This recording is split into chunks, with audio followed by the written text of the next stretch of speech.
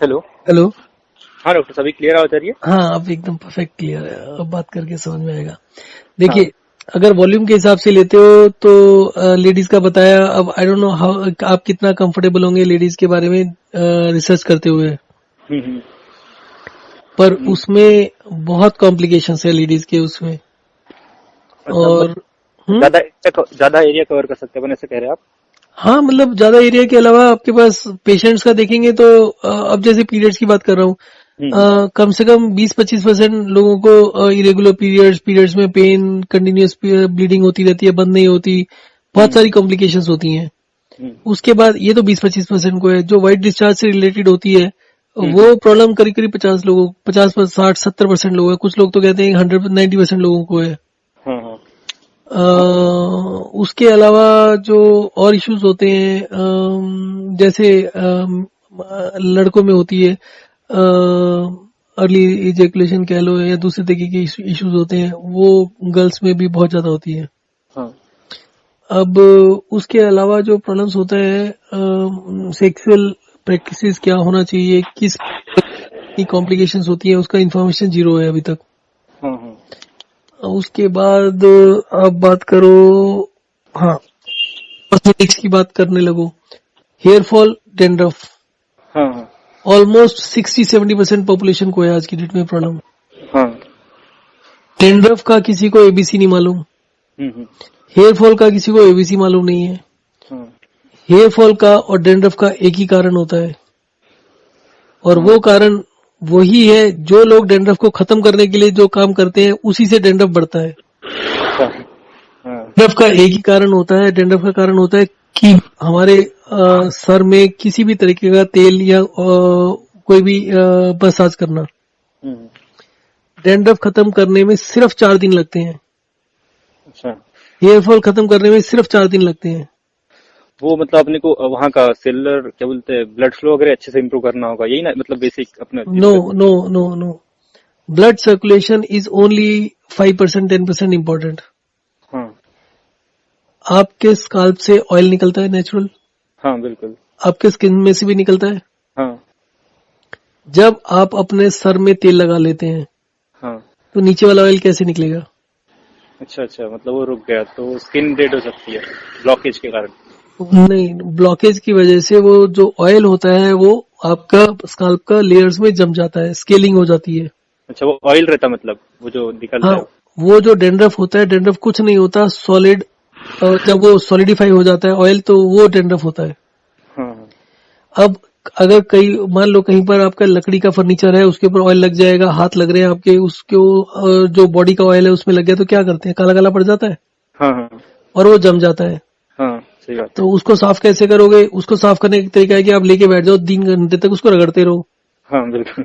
तो उसके रगड़ने में क्या होगा? वुड भी निकल जाएगी। हम्म। अब हमारी जो बॉडी है वो तो सेंसिटिव होती है। हाँ। अगर आप उसको सर को घिसने लग गए तो सर में इन्फ्लेमेशन हो जाएगी थोड़ी देर बाद, 10 मिनट बाद, हम्म। और वहां स्वेलिंग हो जाएगी और ब्लीडिंग होने लगेगी। हम्म। उसके लिए क्या करना है कि आपको जो चीज आपको मना करी जाती है वही करना है। सोप लगाओ सस्ते वाला, जिसका हाँ। पीएच लेवल हाई हो। हम्म। हाई पीएच वाले से जब आप करेंगे तो आपका हेयर फॉल इंक्रीज हो जाएगा।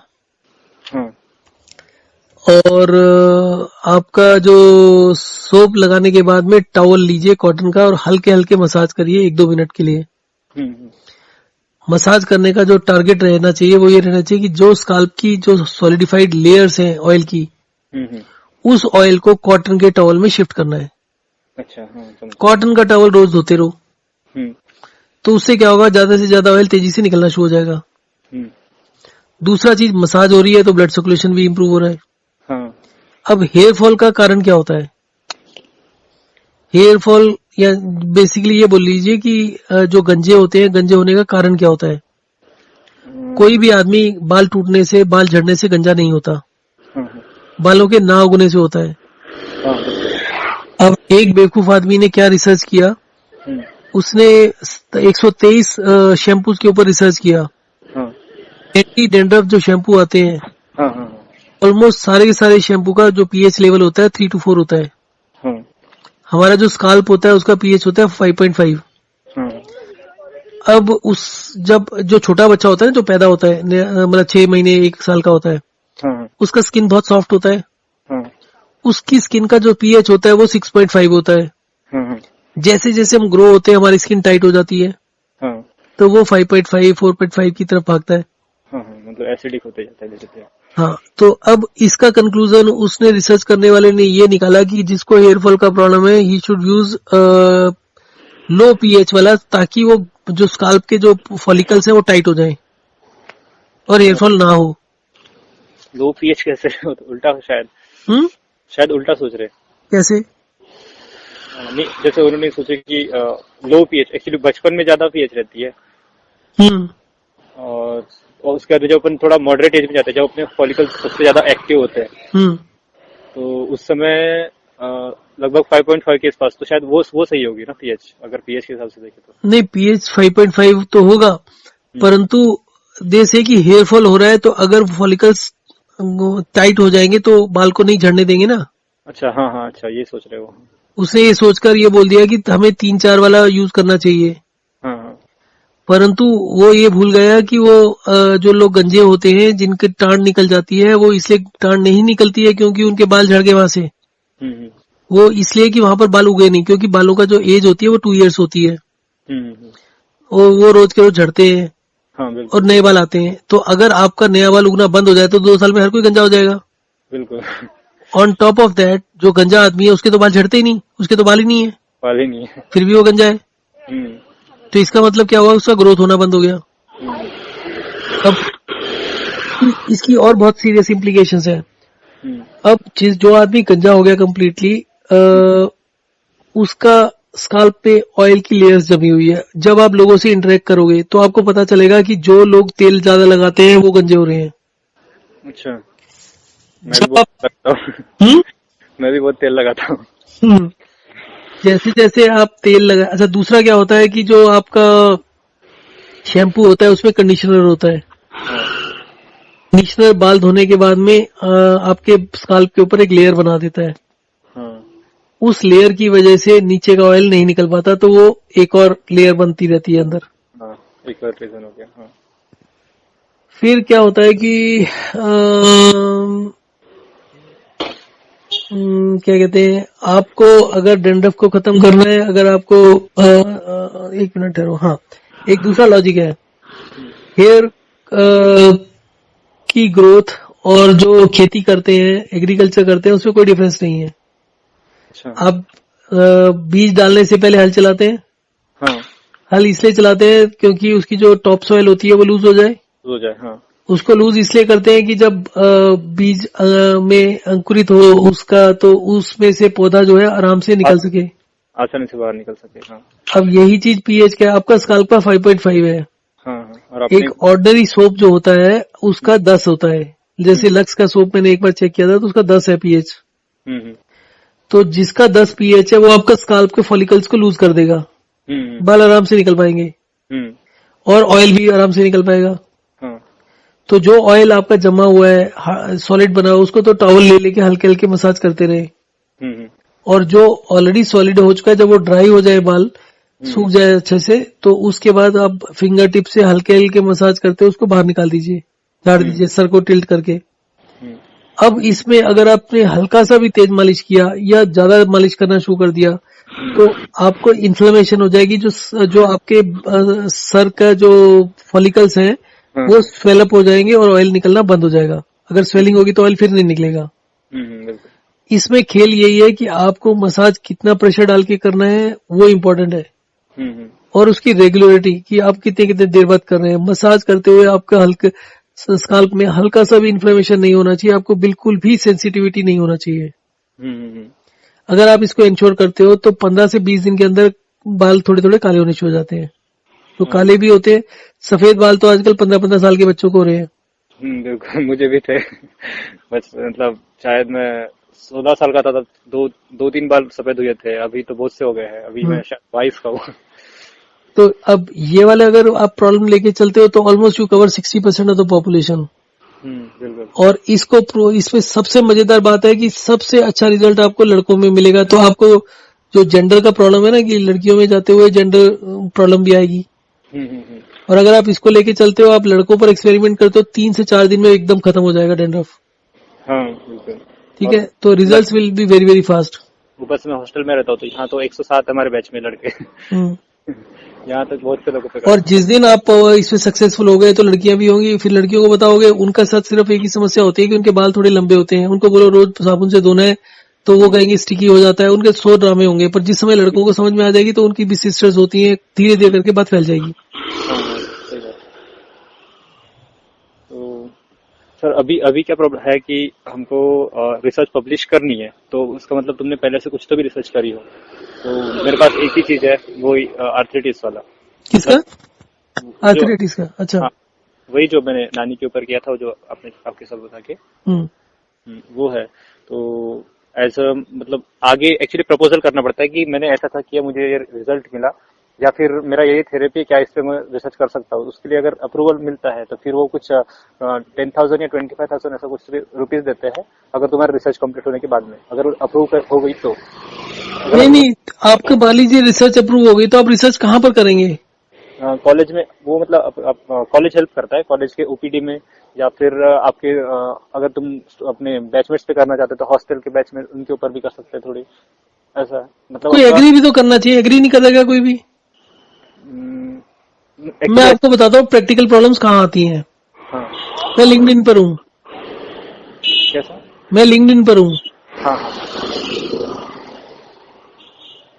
मेरे 2 अकाउंट हैं, दोनों अकाउंटों को मिलाकर करीब करीब 35 से 40,000 कनेक्शन हैं। हम्म।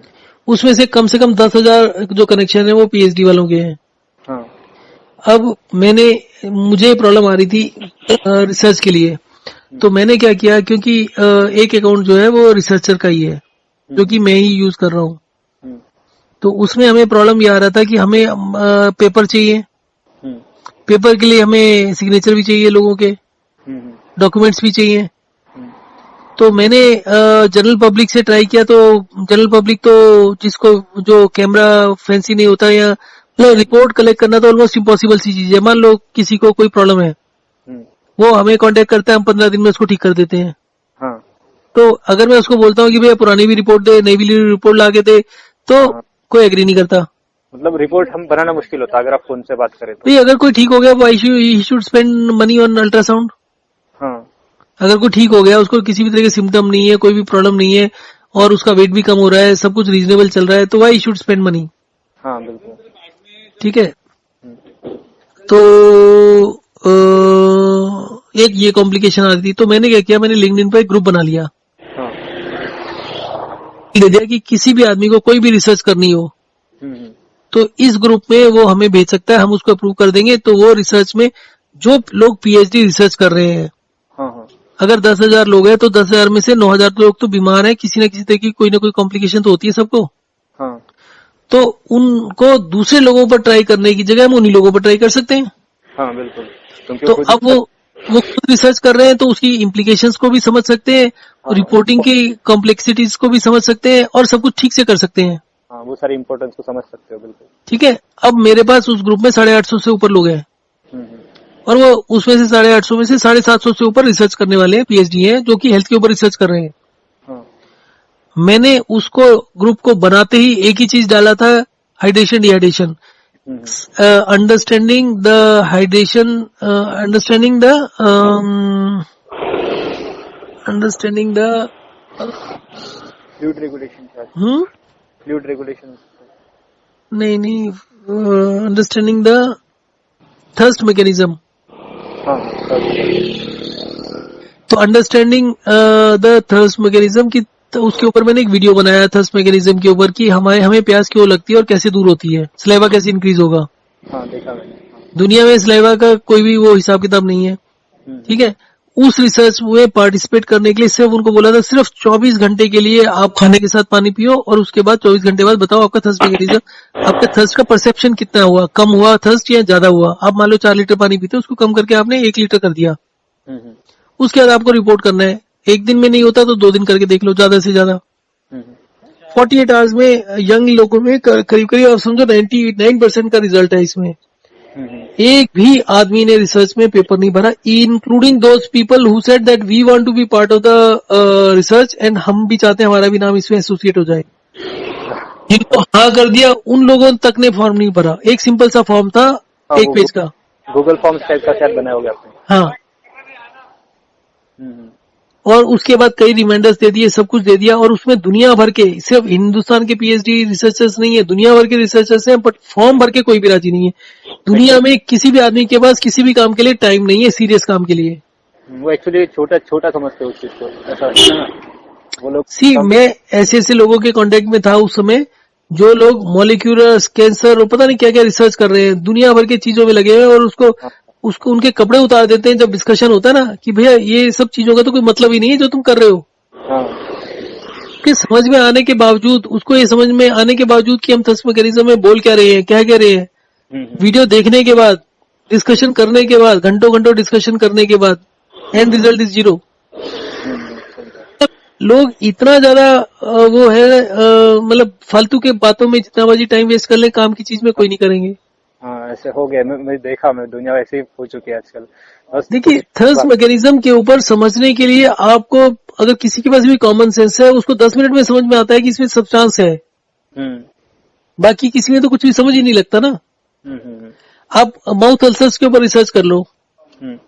माउथ अल्सर्स का क्या है कि दुनिया का कोई भी मेडिसिन, कोई भी जेल हफ्ते 10 दिन से पहले ठीक नहीं कर सकता। हाँ, बिल्कुल। 90% रिजल्ट है कि अगर किसी को मुंह में छाले हैं, उसका फ्लूइड इंटेक 15 से 18 घंटे के लिए बंद कर लो। 12 से 18 घंटे के अंदर मुंह के छाले 90% खत्म हो जाएंगे। मैं माउथ अल्सर्स में कोरा के ऊपर नंबर 1 पोजीशन होल्ड किया ऑलमोस्ट 3 साल के लिए as a most viewed writer. और उसमें मेरा टाइटल ये है कि 15 से 18 घंटे में ठीक होते हैं, और बहुत लोगों के ठीक हुए हैं। और mouth ulcers is also a beginning of the mouth cancer. हाँ, बिल्कुल, वो आगे जाके होता है धीरे धीरे कॉम्प्लिकेशन, मैंने पढ़ा। एक माउथ अल्सर का, अल्सर भी नहीं, माउथ में जो ट्यूमर हो गया ना, जिसको कैंसरस का था, उसका बायोप्सी वगैरह भी उसने कराया। इतना कॉम्प्लिकेशन जिसका था, 10 दिन के अंदर उसका जो ट्यूमर था 50% कम हो गया।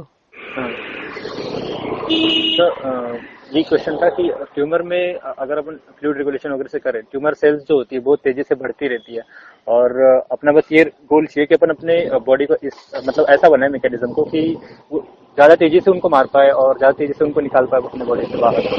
तो मैंने एक चीज आपको ये पढ़ा था, जैसे कि शायद आधा हो गया था कुछ 4 दिन में कैंसर के जो न्यूडल था उसका साइज, और इस समय पर कैंसर बहुत ज्यादा ये हो रहा है, तो कैंसर पर भी अपन इसको आइडियल बना सकते हैं शायद। आपको ये मालूम है ट्यूमर होता क्यों है? हाँ, मालूम है। हाँ, मतलब जो मेडिकल से पढ़ा अभी तक हमने, उस हिसाब से ये है कि जो केमिकल हो सकता है या कुछ रेडिएशन या कुछ भी चीज से अपने डीएनए में अगर चेंज हो जाता है, तो जो अपनी सेल की जो साइकिल है, क्या कहते हैं उसे, डिवीजन, सेल डिवीजन की जो साइकिल है, वो इंटरप्ट हो जाती है। एक्चुअली क्या होता है, कोई भी सेल अपनी बड़ी एक सेकंड सेल्स में मेटाबॉलिक एक्टिविटी होती है। हाँ, सेल्स में होती है ना। जो हमारी बॉडी में एनर्जी बनती है वो सेल्स में बनती है कि नहीं? हाँ, बिल्कुल। जब ये एनर्जी बनती है तो उसको मेटाबॉलिक एक्टिविटी करने के लिए क्या चाहिए? न्यूट्रिएंट्स चाहिए, एनर्जी चाहिए। सेल में न्यूट्रिएंट कौन सप्लाई करता है? अपने ब्लड सेल्स। ब्लड से होता है ट्रांसफर? ब्लड से, हाँ, ब्लड से टिश्यू फ्लूइड। जहां पर ब्लड नहीं जाएगा, ब्लड सर्कुलेशन जहां पर रुक गया, मान लीजिए एक पाइपलाइन है जो आपके एक पर्टिकुलर पॉइंट पर जा रही है, वहां के सेल्स को न्यूट्रिशन देने के लिए, बीच में वो ब्लॉक हो गई। वो बीच में ब्लॉक हुई है, पूरी पूरी तो नहीं ब्लॉक हुई ना। हाँ। तो जहां पर वो ब्लॉक हुई वहां पर क्या होगा? पीछे से ब्लड आ रहा है, हाँ, आगे नहीं जा रहा, तो क्या हो जाएगा? धीरे धीरे वो फूलने लगेगा, वहां पर ट्यूमर बन जाएगा। तो ये कारण ट्यूमर का ठीक है, या जो आप बता रहे हो वो ठीक है? ये तो एक्चुअली ऐसा हो गया कि ऑक्लूडेड, आप जैसे कह रहे हैं कि उस जगह पर ब्लड नहीं मिल रहा, तो वहाँ शायद सेल्स डेड हो गई, या फिर ब्लड ज्यादा बढ़ रहा है उसके कारण स्वेलिंग हो रही है, ऐसा कह रहे हैं क्या आप? हाँ, ब्लड ने न्यूट्रिशन सप्लाई किया, वहां के जितने भी सेल्स हैं वो इन्फ्लेम हो गए और उसमें ज्यादा स्वेलिंग हो गई, और स्वेलिंग हो गई, ट्यूमर हो गया, धीरे धीरे करके फट गए, आपस में मिल गए। अच्छा, एक क्वेश्चन है, आपने जो बताए थे जिनका ट्यूमर आधा हो गया था साइज में, वो पूरा क्योर हुआ था क्या? उसके बाद क्या हुआ था कि उसके बाद हफ्ते 10 दिन बाद फिर फोन आया उसका। हाँ 10 दिन के बाद जो फोन आया, ही सेड कि मुझे किसी ने हर्ब्स दिए, ही गारंटीज कि ये कैंसर मतलब कैंसर बिल्कुल खत्म हो जाएगा, मतलब कैंसर क्या वो ट्यूमर बिल्कुल खत्म हो जाएगा। हम्म, तो मैंने बोला तुमको दी कितने की है? कहता 7,000 रुपये 8,000 कुछ ऐसे बोला। अच्छा क्या मैंने बोला हाँ, समझा नहीं क्या दिए उनको? वो जड़ी बूटी अच्छा हाँ हर्ब्स दे दिया, हाँ पत्ते वत्ते करके कुछ, मतलब कि हर्ब्स है, और उसको यूज करने के लिए बोला। तो बिफोर ही स्टार्टेड यूजिंग उसने परचेज कर लिया, पेमेंट कर दी, then he spoke to me on phone. तो बोलता इस तरीके से उसने परचेज कर लिया। मैंने कहा एक काम करो, तुम उसको बोलो 10 रुपए में वापस ले ले, उसकी कीमत 50 पैसे भी नहीं है। हम्म, और अगर किसी चीज से ठीक होती तो वो बात तो सारी दुनिया को पता होती ना। हाँ हाँ बिल्कुल। जो चीज नहीं पता होती, जो लोग चीज नहीं बिकने लायक होती, उसमें क्या आदमी वो सोचता है कि यार पूरे दिन में पूरे महीने में 2 आदमी बेवकूफ बनेंगे, तो जितना कूटना है इसको कूट लो। बिल्कुल। मैं आपको एक दूसरा इंस्टेंस बताता हूँ। हम्म, मेरे फादर इन लॉ को स्ट्रोक पड़ गया। हाँ स्ट्रोक पड़ने के बाद में कोई उनको हॉस्पिटल लेके जा रहे थे, जो मेरे इन लॉज हैं। हम्म, तो इमीडिएटली बाई चांस उनके पड़ोस में कोई आदमी था जो होम्योपैथी टाइप से प्रैक्टिस करता था। आ गए, कहते जी ये तो 2 मिनट का काम है, स्ट्रोक है, कोई दिक्कत नहीं है, इनको मैं एक ऑयल देता हूँ उससे ठीक हो जाएगा। तो हॉस्पिटल तो ले गए। अब क्योंकि वो टेंशन में थे फैमिली मेंबर्स, तो उसने 1,500 रुपए की एक बोतल दी। सॉरी 1,500 की नहीं, वो 7,000 रुपए की, 7 या 8,000 रुपए की दी, 8,000 रुपए की शायद। और वो बोतल जब ले लिया, वो बड़ा बोतल था ऑलमोस्ट 1 लीटर का। तो मेरा एक दूसरा रिलेटिव भी वहां पर पहुंचा उनको देखने के लिए। तो उन्होंने बोला कि अगर ये इतना है, बढ़िया है तो मैं भी ले लेती हूँ एक बोतल। एक बोतल नहीं, उसने कहा थोड़ा सा मुझे भी दे दे, हम भी यूज कर लेते हैं। तो वो बंदा वहीं बैठा था उस समय। तो उस बंदे ने कहा कि अगर आपको इसका असली फायदा लेना है तो आपको अपने लिए अलग परचेज करनी चाहिए। एक आदमी को दिया है तो उस आदमी को दूसरे को शेयर नहीं करना चाहिए। अल्टीमेटली वो चीज टोटल 2 रुपए की भी नहीं थी। हाँ उसने कई पैसे कमा लिया उसने। 16,000 रुपए कमा लिए उसने। इसी तरीके से जो मैं आपको सेक्सुअल हेल्थ के बारे में बता रहा हूँ, मैं किसी को जानता हूँ, उसका एक्सीडेंट हो गया था। हाँ सेक्सुअल हेल्थ में तो बहुत ज्यादा है ये वाली चीज। ये उसने 95,000 रुपीज देके एक जरा सी वो शीशी ले ली फ्लूइड की, ऑयल की, और कुछ भी नहीं हुआ उसको, 1% भी नहीं हुआ। हाँ होता है। अब ये वो गरीब आदमी ऑटो ड्राइवर है, उसके 95,000 रुपीज दे लिया, और वो किसी को बता भी नहीं सकता इस बात को कि मैं दे दिए। बाई चांस बहुत बड़ा इंडस्ट्री है एक्चुअली ये वाला तो। अरे मेरे यहाँ पर एक एम्प्लॉय काम करता था, आज की डेट में वो कॉल सेंटर में है। वो बंदा वहां पर कॉल्स अटेंड करता है, और वहां से इस तरीके की मेडिसिन दी जाती हैं, जो हकीम होते हैं ना। उसका कहना है कि सबसे ज्यादा जो कॉल्स आती हैं वो इसी की आती हैं, और सबसे ज्यादा पैसा इसी पे कमाते हैं। और लोग जिनको दवाइयां भेजते हैं 1 रुपए का फायदा नहीं होता, कॉल करते हैं फिर कोई कॉल अटेंड नहीं करता।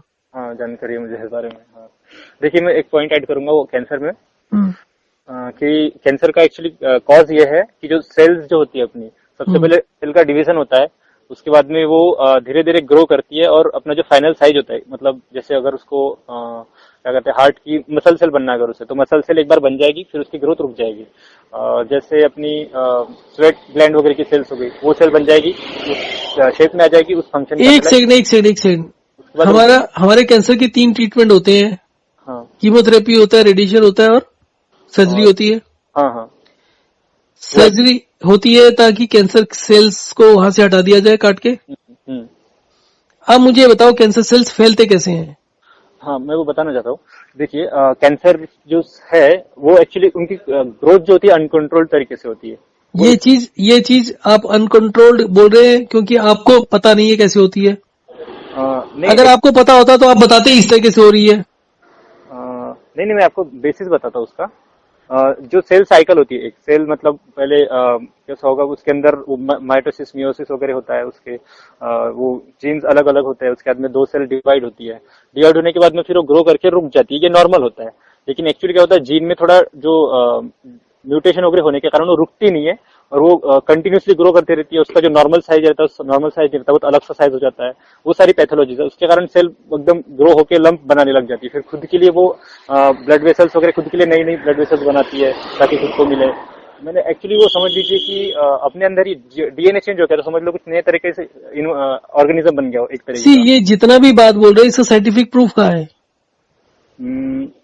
ये सारी एक्चुअली रिसर्चेस ही है बता रही है जो जिसमें ये रिसर्चर्स नहीं है। जो आदमी, मैंने अभी आपको बताया कि बाल झड़ने के ऊपर जिस बंदे ने शैम्पूज का रिसर्च किया, 123 का बड़ा सा आर्टिकल लिखा, 10-15-20 पेज का, और वो पब्लिश्ड आर्टिकल है, उसका एंड रिजल्ट क्या था? हाँ, गलत था। मैं समझ रहा हूँ आप जो भी बोल रहे हैं वो वाली बातें। ये जितनी भी आप बातें बोल रहे हो ये सब कहानियां हैं, nothing else. There is no science in this. मैं आपको बताता हूँ कैंसर के बारे में कुछ फैक्ट्स बताता हूँ। कैंसर के जो सेल्स होते हैं, सेल्स नॉर्मली क्या होता है, बाइंड करते हैं एक दूसरे से और टिश्यू बनाते हैं। हाँ। कैंसर के सेल्स में बाइंडिंग की कैपेबिलिटी खत्म हो जाती है। हाँ बिल्कुल। अब कैंसर स्प्रेड कैसे करता है? मल्टीप्लिकेशन एंड ऑल दैट छोड़ो, ये हम सर्जरी करते हैं ये कहकर कि ये कैंसर के सेल्स कहीं और चले जाएंगे और फैल जाएंगे। हाँ बिल्कुल। यही कह के करते हैं। रेडिएशन भी यही कह के करते हैं। हाँ। कीमोथेरेपी भी यही कह के करते हैं। हाँ। अब ये बताइए कि कैंसर के सेल एक जगह से दूसरी जगह कैसे जा सकते हैं? एक्चुअली उनका जो एडेशन की प्रॉपर्टी होती है वो खत्म हो जाती है, चिपक नहीं पाते। बिल्कुल। वो तो ब्लड सर्कुलेशन के थ्रू जाते हैं दूसरी जगह पर। ब्लड सर्कुलेशन तो है ही नहीं ना वहां पर। कैंसर के जो ट्यूमर्स होते हैं उसमें ब्लड कहाँ होता है? ब्लड होगा तो उसको ट्यूमर ही नहीं होगा। नहीं होता है एक्चुअली। आप इस चीज को मानिए, वहां ब्लड नहीं होता। कैंसर के जो सेल्स होते हैं, जो ट्यूमर होता है, ट्यूमर के अंदर तक तो ब्लड जा रहा है, पर उसके आगे तो डेड पड़ा हुआ है, उसके आगे तो सप्लाई बंद है। पर ट्यूमर सेल्स जो है उनको ग्रोथ के लिए न्यूट्रिशन चाहिए होता है, उनको जीने के लिए ऑक्सीजन चाहिए होता है, वो सारा का सारा ये सारी चीजें तो उस तरह की कहानियां हैं, जैसे राजा रानी की कहानी होती है या उसकी कहानियां। ये तो कहानियां हैं कि ग्रोथ के लिए ये चाहिए होता है, वो चाहिए होता है, सब तो बकवास है। साइंस कहाँ है उसमें? एक्चुअली जो सारा सेल साइकिल है, सारा प्रोटीन सिंथेसिस जो मैकेनिज्म है, सारा सब कुछ वो जो हमने ये सब बेसिक साइंस में उनको पढ़ाया जाता है, क्या बोल सकते हैं। पर वो चीजें गलत पढ़ा रहे ना। वो चीजें एक आदमी है जिसने क्वालिफाई कर लिया, जिसके 10-15-20 डिग्री हो गई, वो बंदा जो बोलता है उसकी बातें मान ली जाती हैं। मैं आपको बताता हूँ, आरडीए होता है, रिकमेंडेड डेली अलाउंस। हाँ। कैल्शियम का भी है। ये डिसाइड कैसे होता है? Tell me one thing. ये तो बस वो रिसर्च करते कि कितना अपन दिया जाए तो किससे रिजल्ट आता है, बस वो एक ही एस्पेक्ट हो गया बस। कौन रिसर्च करता है उसका, मतलब कौन डिसाइड करता है इसको? एक कमेटी होती है देश में। कहाँ पर होती है? वही दिल्ली वगैरह में होती है। मैं बताता हूँ, इसके ऊपर कोई रिसर्च नहीं होती, कोई कमेटी नहीं होती, कोई डाटा नहीं होता इसका। मैंने आईसीएमआर को एक आरटीआई एप्लीकेशन लगाया था। आई सेड कि आपके जो भी विटामिन का और जो भी दूसरी चीजों का आरटीए होता है, उसको जहां पर जिस कमेटी में बैठकर डिसाइड किया, उस कमेटी के अंदर जो भी पेपर्स पुट अप हुए, जिसके बेसिस पर वो रिकमेंडेशंस बनी, मुझे वो चाहिए। There was nothing. कोई पेपर नहीं होता। 5 लोग 6 लोगों की कमेटी है, उन लोगों को अलग अलग, मतलब दे आर फेमस डॉक्टर्स कह लीजिए, साइंटिस्ट कह लीजिए, कुछ भी कह लीजिए। मुझे लगता है अभी के जमाने में जो है फिलहाल केस में इस चीज में जो कंपनीज है अपने हिसाब से हेराफेरी करती है। नहीं, वो 1 मिनट सुनिए मेरी बात को। 2014-15 के आसपास की बात है, मुझे एग्जैक्ट ईयर याद नहीं है। यूएसए में एक कॉन्फ्रेंस हुआ साइंटिस्ट का। उस कॉन्फ्रेंस में ये कंक्लूड किया गया कि जितने भी विटामिन सप्लीमेंट्स हैं, इसकी वजह से हार्ट डिसीज और कैंसर बढ़ रहा है। उस रिपोर्ट को मैंने आरटीआई के साथ में लगाकर आईसीएमआर को भेज दिया कि भैया ये बोलता है कि इसका तो कोई फायदा ही नहीं है, इससे तो नुकसान हो रहा है, इससे तो बीमारियां बढ़ रही हैं। आईसीएमआर ने वो आरटीआई की एप्लीकेशन भेज दिया न्यूट्रिशन काउंसिल ऑफ इंडिया को। वहां से मुझे राइटिंग के अंदर रिप्लाई आया। रिप्लाई था, विटामिन और सप्लीमेंट्स का फायदा नहीं होता, वी एग्री, पर इससे नुकसान होता है, we don't agree, we are not bound by the international conference. ये बताओ, आपको विटामिन दिए जा रहे हैं, आपके पैसे खर्च हो रहे हैं। अगर आपको पता हो कि इसका फायदा नहीं होता, आप लोगे क्या? नहीं। न्यूट्रिशन काउंसिल खुद बोल रही है इसका फायदा नहीं होता, और न्यूट्रिशन काउंसिल बोल रही है तो आईसीएमआर भी बोल रहा है, और उसके बावजूद आप सब जगह इसको बांटे जा रहे हो। और बांटने के बाद उसके बाद उसका जिसका मेडिकल इंश्योरेंस होता है, हेल्थ इंश्योरेंस होता है, आप उसको मना कर देते हो कि ये जरूरी नहीं था, इसलिए इसके पैसे नहीं मिलेंगे। आप बिना कस्टमर को, मतलब बिना पेशेंट को कुछ भी बताए बिना उसको जो मर्जी ठोक देते हो, उससे पैसे भी ले लेते हो। देखिए, आप जो कह रहे हैं वो सारी बातें समझ रहा हूँ मैं। ये जो है क्या कहते हैं उसको, कंपनीज वगैरह उनका मतलब बहुत बड़ा एक जाल रहता है एक्चुअली, इनको पैसा बस निकालना है लोगों की तरफ से, इसलिए जानबूझ के इन्फॉर्मेशन रोकी जाती है या फिर गलत प्रोपेगेंडे फैलाए जाते हैं, गलत रिसर्चेस होती है, वो भी पढ़ा हूँ मैंने। जैसे ओमेगा 3 फैटी एसिड के ऊपर कुछ हुई थी, जो अपने घी खाते हैं उसके ऊपर भी गलत रिसर्च हुई थी कि इससे नुकसान होता है करके, हार्ट डिसीज होता है करके। और जो ऑयल्स में आता है आजकल कि हम ओमेगा 3 डाल रहे हैं, ये डाल रहे वो डाल रहे, वो सारा प्रोपेगेंडा वाला चीज है। वो रिसर्च में भी प्रूफ हुआ एक अभी अभी लेकिन उसको वो पब्लिश नहीं की जाती वैसी रिसर्चेस। देखिए ये चीज बहुत ही कॉम्प्लिकेटेड है। आप जो सब्जेक्ट वगैरह चूज कर रहे हैं, कैंसर के ऊपर बात करते हैं अभी थोड़ा सा और। हाँ सबसे पहली चीज, कैंसर के सेल्स में बाइंडिंग कैपेसिटी खत्म हो जाती है। हाँ आप उसके बाद कहते हैं ब्लड सर्कुलेशन, उसके आसपास ब्लड सर्कुलेशन नहीं होता, यूजली ज्यादा नहीं होता, कम से कम ब्लड वेन्स नहीं होती। नहीं, एक मिनट में एक क्वेश्चन पूछता हूँ आपको हम्म। कि आपको ये पता है कि उनको बाइंडिंग कैपेसिटी खत्म क्यों होती है? हाँ पता है ना। कैसे? कैंसर के सेल्स जो होते हैं, हाँ cancer is a metabolic syndrome. हाँ सिंड्रोम का मतलब है कि कैंसर का जो सेल्स है, सेल्स को मेटाबॉलिक एक्टिविटी करने के लिए न्यूट्रिशन चाहिए। हाँ जब उनका न्यूट्रिशन मिलना बंद हो जाता है या बहुत कम हो जाता है, कैंसर का, आप कार चलाते हैं, हम्म कार का अपना एक वेट होता है, इंजन का वेट होता है, हम्म इंजन का एक डिस्प्लेसमेंट होता है, हम्म उतना पावर से उसको चलना चाहिए। हम्म जितना इंजन को चलना चाहिए, कार के इंजन के वेट से, वेट की वजह से उतना उसका स्पीड कम हो जाता है। हम्म तो आप ये कह सकते हैं कार का अपना एक स्पीड को स्लो करने के लिए एक वो है, अपना उसका मेटाबॉलिक लोड है, हम्म ठीक है, जिसकी वजह से कम हो रहा है। इसी तरीके से सेल में अगर मेटाबॉलिक एक्टिविटी हो रही है, तो सेल का अपना एक मेटाबॉलिक वेट है, उसको उस मेटाबॉलिक एक्टिविटी को कैरी करने के लिए भी तो पावर चाहिए। हाँ जिस समय उस मेटाबॉलिक लोड को पूरा करने के लिए एनर्जी नहीं होती, तो कैंसर हाइबरनेशन में चले जाता है, वहां स्वेलिंग हो जाती है, उसका जो एडेशन होता है वो खत्म हो जाता है। अभी हम बात कर रहे थे एसिड लेवल की, तो धीरे धीरे करके वो इन्फ्लेम होकर इतना यूजलेस हो जाता है कि उसके अंदर कोई न्यूट्रिशन नहीं रहता। जब उसके अंदर कोई न्यूट्रिशन नहीं रहता, उसकी मेटाबॉलिक एक्टिविटी कम हो जाती है, बंद हो जाती है, but it just lingers on, वहीं रह जाता है। दूसरा, कुछ ब्लड सर्कुलेशन होता है, जब वो मेटाबॉलिक एक्टिविटी नहीं कर रही, वो सेल्स कोई न्यूट्रिशन को ले ही नहीं रहे किसी चीज के ऊपर। अब दूसरी चीज है, आप सर्जरी करते हो, सब करते हो, आपके लेफ्ट हैंड में कैंसर हो गया, आप वहां से एक इंजेक्शन लेते हो या वहां से टिश्यूज उठा के दूसरे हाथ में लगा देते हो, क्या दूसरे हाथ में कैंसर हो जाएगा? नहीं होगा। एक्चुअली देखिए कि हमको जो, मतलब मैंने आज तक जो पढ़ा इस बारे में, उसमें कैसा है कि सबसे पहले हमको बेसिक पढ़ा है, जैसा कि ये क्या होता है, मतलब डीएनए क्या होता है, उसके बाद में बातें बेकार है। डीएनए क्या होता है किसी को नहीं पता। डीएनए के बारे में बोला जाता है उसमें कई जीबी का डाटा होता है, ठीक है, उसमें बहुत सारी प्रोग्रामिंग होती है। हाँ, मतलब उसमें अपना शरीर कैसा बनेगा, परंतु उसके बारे में कोई, मतलब वो तो एक हाइपोथेसिस है ना, वो तो एक थ्योरी है ना। एक सेल का एक्चुअली स्ट्रक्चर क्या होगा वो डीएनए से पता चलता है कैसे, और उसके लिए जो रिसर्चेस की गई थी वो। आप पता है क्या, आप एक बात को समझो, जो चीज आप पढ़ते हो वो चीज सच नहीं होती है। धरती कैसे बनी थी आपको पता है? अच्छा, नहीं पता ना। थ्योरीज है बहुत सारी इसमें, वो सारी थ्योरी है। वो एक बहुत बड़ा, आपको भी पता है, बहुत सारा एक्सप्लोजन हुआ था कुछ दिन पहले, कुछ साल पहले। ये कहने के लिए एक 25 पैसे का जो कॉइन होता है, उतना या उसके बराबर को एक्सप्लोड किया गया था।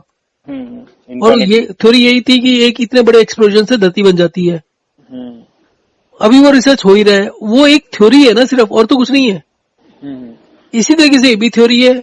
जितनी बात आपकी जैसे पुराने जमाने में था कि भाई तो सूर्य है, धरती के चारों तरफ घूमता है, फिर किसी ने बोल दिया कि नहीं, धरती सूर्य के चारों तरफ घूमती है। जिसने ये बोला था उसको खूब मार पड़ी थी, जिसने बोला कि धरती घूमती है सूर्य की तरफ। तो इसी तरीके से ये भी एक थ्योरी है जिसका कोई साइंटिफिक बेसिस नहीं है। अब आप लॉजिकली चलो, सिंपल सी बात है कि एक आदमी का एक जगह पर सर्जरी कर रहे हैं कैंसर की, कि यहाँ पर कैंसर सेल्स हो गए। मैं कहता हूँ उस कैंसर सेल्स को पूरा ऐसे उठा के दूसरी जगह ग्राफ्ट कर दो, कुछ नहीं होगा, उस आदमी को कोई प्रॉब्लम नहीं होगी। कैंसर प्रॉक्सिमिटी से फैलता ही नहीं है। Cancer is a metabolic syndrome. Metabolic syndrome का मतलब है कि जिस सेल्स में, जिस टिश्यू में आपका ब्लड सप्लाई बंद हो गया, न्यूट्रिशन बंद हो गया, वो धीरे धीरे करके लाइफ टाइप से होते हैं। जैसे हाइबरनेशन होता है ना, जैसे कंप्यूटर हाइबरनेट मोड में चले जाता है, तो उस तरीके से वो हाइबरनेट में चले जाते हैं, सेल्स मरना बंद हो जाते हैं। न्यू ग्रोथ आसपास होती रहती है, उससे ट्यूमर्स बन जाते हैं। अब कैंसर फैलता कैसे है? क्योंकि आपका मेटाबॉलिक रेट कम है। आपके शरीर को काम करने के लिए जितनी एनर्जी चाहिए, जितना उसके टिश्यूज को ब्लड चाहिए, नहीं मिल रहा, सप्लाई नहीं हो रहा, उसमें गड़बड़ हो गई। अगर वो एक हिस्से में आज हुआ है तो दूसरे हिस्से में भी तो होगा ही होगा। What is the survival rate of cancer? Tell me that. अगर आपका किसी का 3rd और 4th स्टेज में कैंसर मिलता है तो कितने लोग 5 साल की लिमिट को क्रॉस करते हैं? 10% सर्वाइवल रेट है, मतलब 3rd स्टेज अगर पार 97, हाँ 10% कह लीजिए।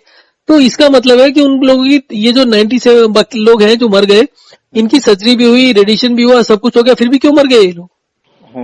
और 10% क्यों बच जाते हैं? क्योंकि वो लाइफस्टाइल चेंज कर लेते हैं, वो बड़ा सारा सिस्टम चेंज कर लेते हैं, वो बहुत कॉन्शियस होते हैं, उनके विल पावर होती है जीने की, वो जी लेते हैं। जो लोग सिर्फ ये सोचते हैं कि उसका तो सब कुछ हो गया ठीक, अब तो ठीक होगा, या उसका एनर्जी लेवल कम हो गया और वो सुस्त होकर बैठ जाता है। एक लड़के से बात हो रही थी, यंग लड़का था, उसके किडनी में कैंसर था। तो वो बोलता है जी उसने योगा किया और क्या कहते हैं, अनुलोम विलोम किया खूब, और वो ठीक हो गया। तो मैंने कहा देखो, दुनिया में हाइड्रेशन, डिहाइड्रेशन और वॉक एंड रेस्ट के अलावा किसी भी तरीके से आप कैंसर को ठीक नहीं कर सकते। और किडनी का कैंसर भी बहुत डिफिकल्ट होता है, ठीक नहीं होता। तो वो बोलता है जी देखो मैं तो ठीक हो गया और मैं कई साल हो गए, मुझे तो कोई रिमिशन नहीं है, कुछ नहीं है, कोई प्रॉब्लम नहीं है। तो एक दिन उसको पकड़ा, मैंने कहा लेट अस अंडरस्टैंड कि तुम्हारा कैसे ठीक हुआ। कितने बजे उठते थे तुम? कहता है 4, 4:30 बजे उठ जाता था। क्या करते थे? पार्क में जाता था। क्या करते थे? मैं वॉकिंग करता था। मैंने कहा जिसको कैंसर होता है, किडनी का कैंसर होगा, उसका तो स्टेमिना होगा ही नहीं, वो ज्यादा तो चल नहीं पाएगा। कहता कुछ नहीं, मैं 5 मिनट चल जाता, लेट जाता था, बैठ जाता था, रेस्ट आ गया। हाँ बिल्कुल। फिर उसके बाद अनुलोम विलोम करता था। तो अनुलोम विलोम में मैंने कहा मैं हेल्दी आदमी हूँ, मुझे किसी तरह की कोई प्रॉब्लम नहीं है, कोई कैंसर नहीं है, कोई भी किसी भी तरह की प्रॉब्लम नहीं है, स्टेमिना भी अच्छा है, स्पोर्ट्स पर्सन भी हूँ। अगर मैं डीप ब्रीदिंग करना शुरू करता हूँ तो 15-20 सेकंड के अंदर मतलब आंखों के सामने अंधेरा सा छाने लगता है। धीरे धीरे हम प्रैक्टिस करते हैं, वो अंधेरा नहीं चाहता, पर स्टार्टिंग में तो करता है। अब तुमको कैंसर भी है और तुम कह रहे हो तुम अनुलोम विलोम कर रहे थे, कैसे कर रहे थे? जी मैं थोड़ा सा करता था, फिर रेस्ट ले लेता था, अगेन वही आ गया। तो उसने सुबह उठकर 2 घंटे इसमें लगाता था, तो वॉक एंड रेस्ट कर लिया, इसलिए ठीक हो गया। उसका जो ब्लड सर्कुलेशन, जहां पर इन्फ्लेमेशन होती, जहां पर एक्सेस फ्लूइड्स है, वो निकल गए। तो मैं कुछ पॉइंट्स रखूंगा। देखो, सबसे पहले तो अपनी जो थिंकिंग बनती है, किसी भी लॉजिक बनता है, जो कुछ है अपने बिलीव्स के ऊपर होता है। एक मिनट मैं और रोक रहा हूँ, सॉरी, मैं आपको बार बार इंटरप्ट कर रहा हूँ, आई एम सॉरी। अब बात हो रही थी ब्लड सर्कुलेशन की, वहां पर कैंसर सेल्स में ब्लड सर्कुलेशन होता है, वेन्स सब जगह होती हैं, एडेशन होता नहीं है। एडेशन जो सेल्स की बाइंडिंग कैपेसिटी खत्म हो चुकी होती है, जो वेन्स होती है वो भी सेल की बनी होती है, वेन्स की बाइंडिंग कैपेसिटी खत्म हो जाती है। वेन्स में तो ब्लड आता है, तो फिर ब्लड आएगा कहां से वहां पर? जब तक वो डाइंग की प्रोसेस में होता है, थोड़ा सा होता है, धीरे धीरे ब्लड का और फ्लूइड का जो फ्लूइड होता है सीरम, उसका स्ट्रक्चर, उसकी बेसिक कैरेक्टरिस्टिक्स बदलते रहते हैं, और फिर हम डीएनए वगैरह को ब्लेम करने लग जाते हैं। अब जो एसिडिटी है, एसिडिटी के पेशेंट ठीक नहीं होते, यहाँ पर क्यों 24 घंटे 36 घंटे में ठीक हो जाते हैं? अच्छा, मैंने जो इंटरप्रेट किया, आपने जो बताया, हाइड्रेशन डिहाइड्रेशन जो लंप का साइज खत्म हुआ, लगभग आधा हो गया था।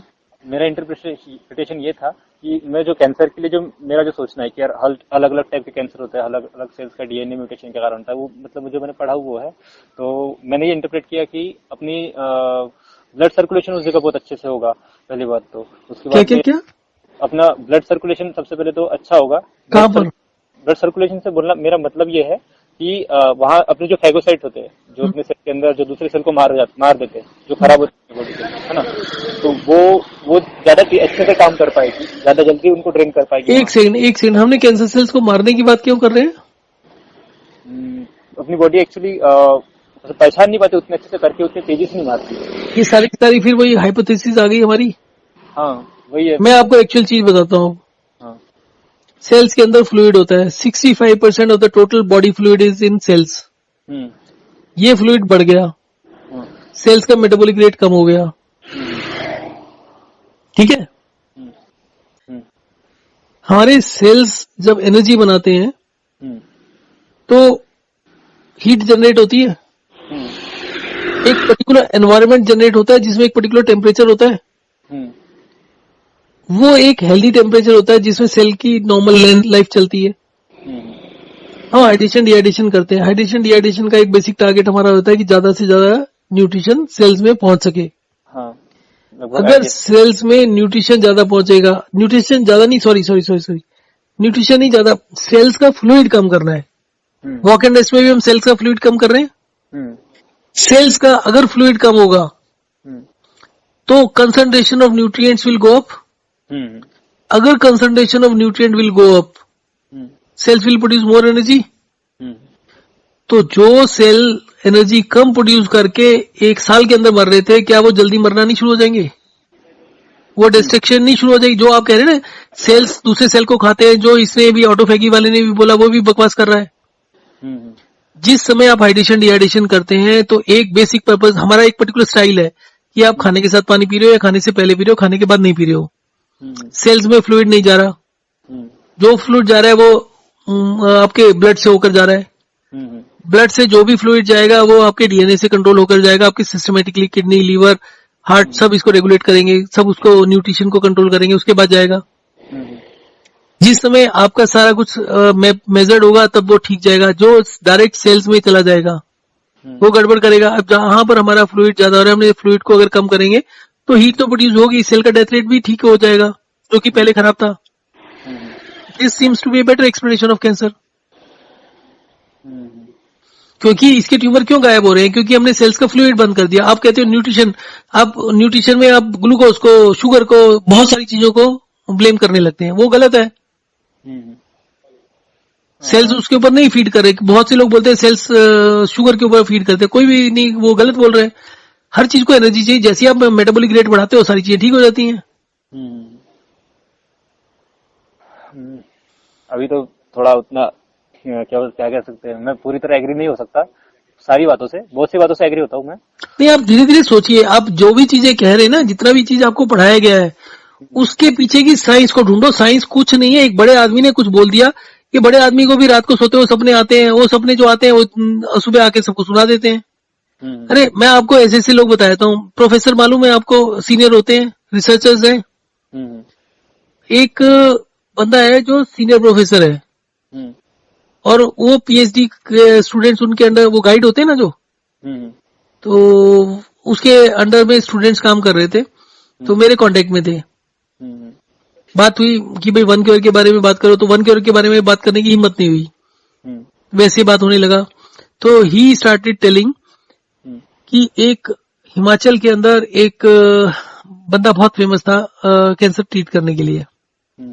ऐसे हमारे एक रिश्तेदार को हो गया, दुनिया भर का ट्रीटमेंट करा लिया, कुछ भी रिस्पॉन्ड नहीं कर रहा था वो पेशेंट। अल्टीमेटली सेट वहां ले गए, उसने ट्रीट किया उसको, उसके बाद भी वो मर गया थोड़े दिनों में। हिजेट दूसरा भी हुआ था और वो दूसरा भी मर गया। उसका रिकॉर्डिंग भी मेरे पास पड़ा होगा फोन का। उसके अंदर वो आदमी ऐसी बेहकी और बेवकूफों वाली बात कर रहा है, कुछ कहने की बात नहीं। और ये आदमी क्योंकि सीनियर है तो जो भी स्टूडेंट्स को पढ़ाना होता है वो पढ़ाते हैं। तब जो बोल देता है वही नॉर्म बन जाता है, वही कारण बन जाता है कैंसर का। उसने कोई घुस के थोड़ी देखा, उसको कुछ भी नहीं पता। वो खुद इतना डरा हुआ है, कभी वो भगवान की बात करता है, कभी किसकी बात करता है, कभी पूजा करता है, कभी कुछ कर रहा है। वो खुद ही डरा हुआ बैठा है। आप जैसे जैसे इन लोगों के कैरेक्टर में घुसते जाओगे ना, मैं आपको दूसरा एक और किस्सा बताता हूँ। मेरे एक पेशेंट में एक कॉलर था, this caller, he was senior scientist in the government of India and very senior scientist, almost secretary level का या सेक्रेटरी से ऊपर के लेवल का। उसका मैं और आपको थोड़ा सा क्रेडेंशियल्स बता देता हूँ। He was from the physics side, not from health side. Physics में ही वाज ए साइंटिस्ट। जो फिजिक्स के भी जर्नल होते हैं, उस जर्नल्स में भी आर्टिकल्स पब्लिश होते हैं। हाँ। जब आर्टिकल्स पब्लिश होते हैं तो वो कमेंट्स के लिए आते हैं रेफरीज के पास। He was a referee in physics. Second, he was also a jury member. Comments के बाद में, सब कुछ देखने के बाद में डिसाइड होता है पेपर पब्लिश होगा नहीं होगा। उसमें he was a jury member. तो he was very senior from any angle. He saw my website he said I also don't believe in the medicine system. He said मुझे भी diabetes है। He said मैं रात को 10 बजे सोता हूँ, मुझे 2-3 घंटे तक रेस्टलेस लेग्स की वजह से नींद नहीं आती। ही सेड मैंने ये पढ़ते ही अपना फ्लूइड को चेंज किया एंड विद इन 24 आवर्स मेरे को रेस्टलेस लेग्स की प्रॉब्लम खत्म हो गई। And then he kept following me कि ये सही लाइन पर जा रहे हो, इसके ऊपर रिसर्च करते हैं। He was diabetic himself and he in spite of him being so senior, he drafted the questionnaires कि हम पेशेंट से ऐसे भरवा लेते हैं। मैंने भरवाएगा कौन? प्रॉब्लम तो ये है प्रैक्टिकल, मतलब बाकी आप रिसर्च करना चाहते हो फिजिक्स के ऊपर, रिसर्च करना आसान है। यहाँ पर you have to deal with the public से कौन फॉर्म भरवाएगा, साइन कौन करवाएगा? मेरी एक पेशेंट थी, मैं एक हॉस्पिटल में गया ओपीडी में, वहां पर 150-200 डायबिटिक के लोग थे।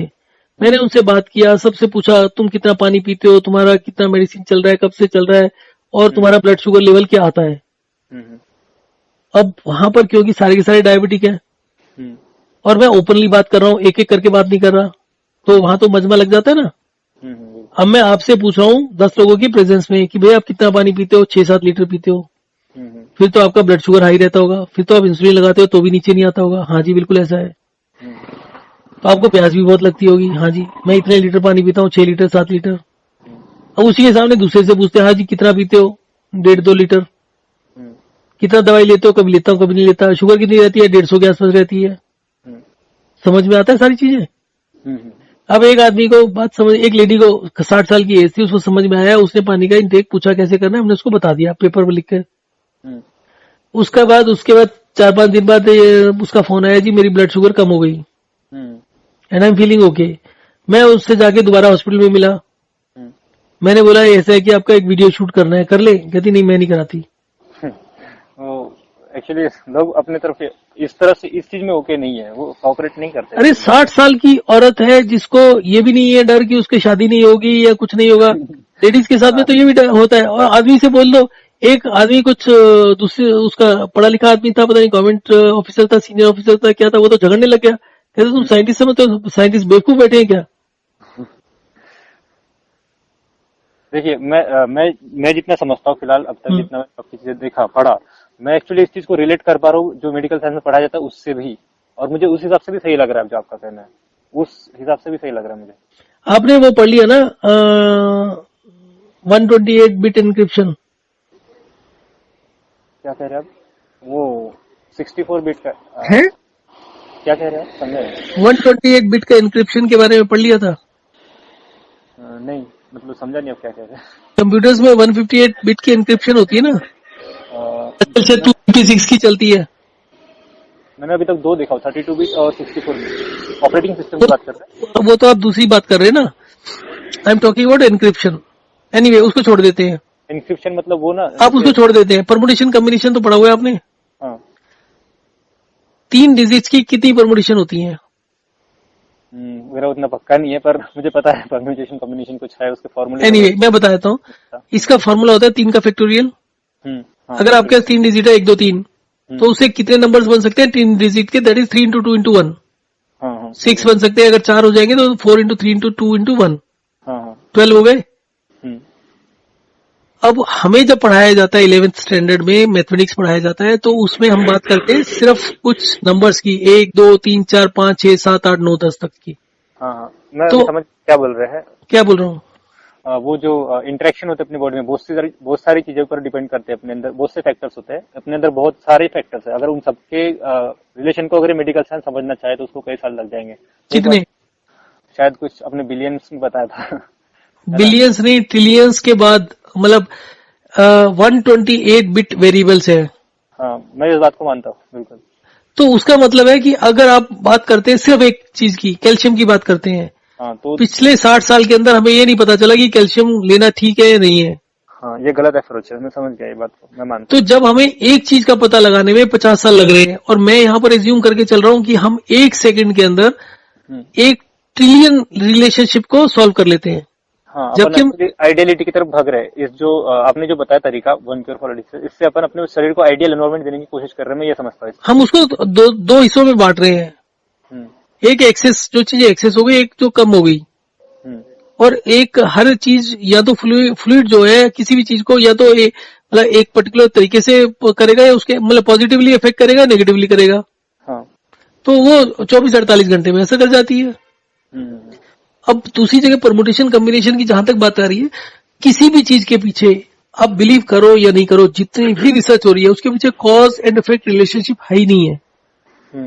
हम जितना भी रिसर्च कर रहे हैं, सेल के ऊपर कर रहे हैं, सेल कैसे होता है, अब सेल के ऊपर जो अफेक्ट करने वाली चीजें 100 है, हम उसको लेके चलते हैं क्योंकि हम 5 से ऊपर कर ही नहीं सकते। आपको दूसरी चीज बताता हूँ, अब जो लोग रिसर्च करते हैं उसमें आपको पता है मैथमेटिकल सॉफ्टवेयर भी होते हैं सिमुलेट करने के लिए इक्वेशंस को।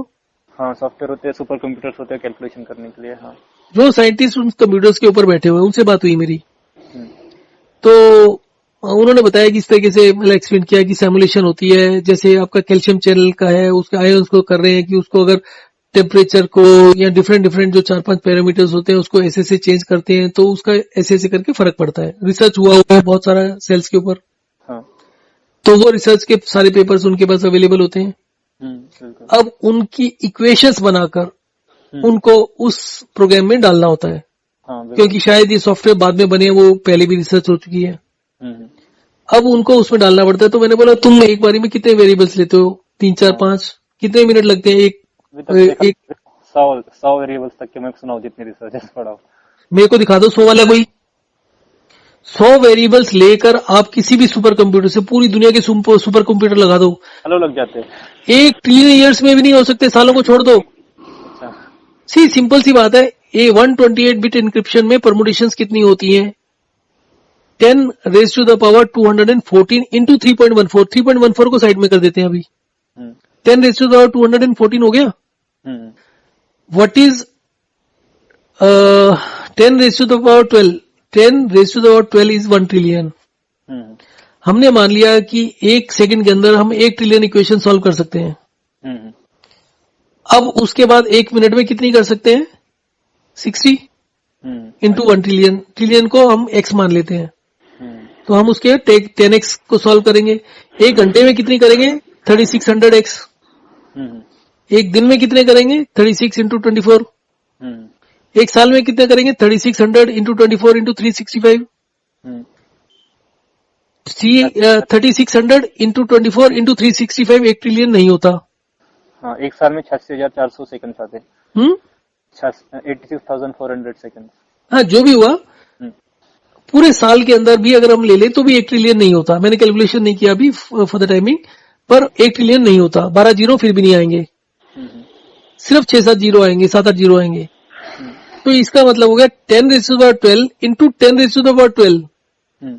ये हमने 24 जीरो हटा दिए और 1 साल बन गया अब रफली।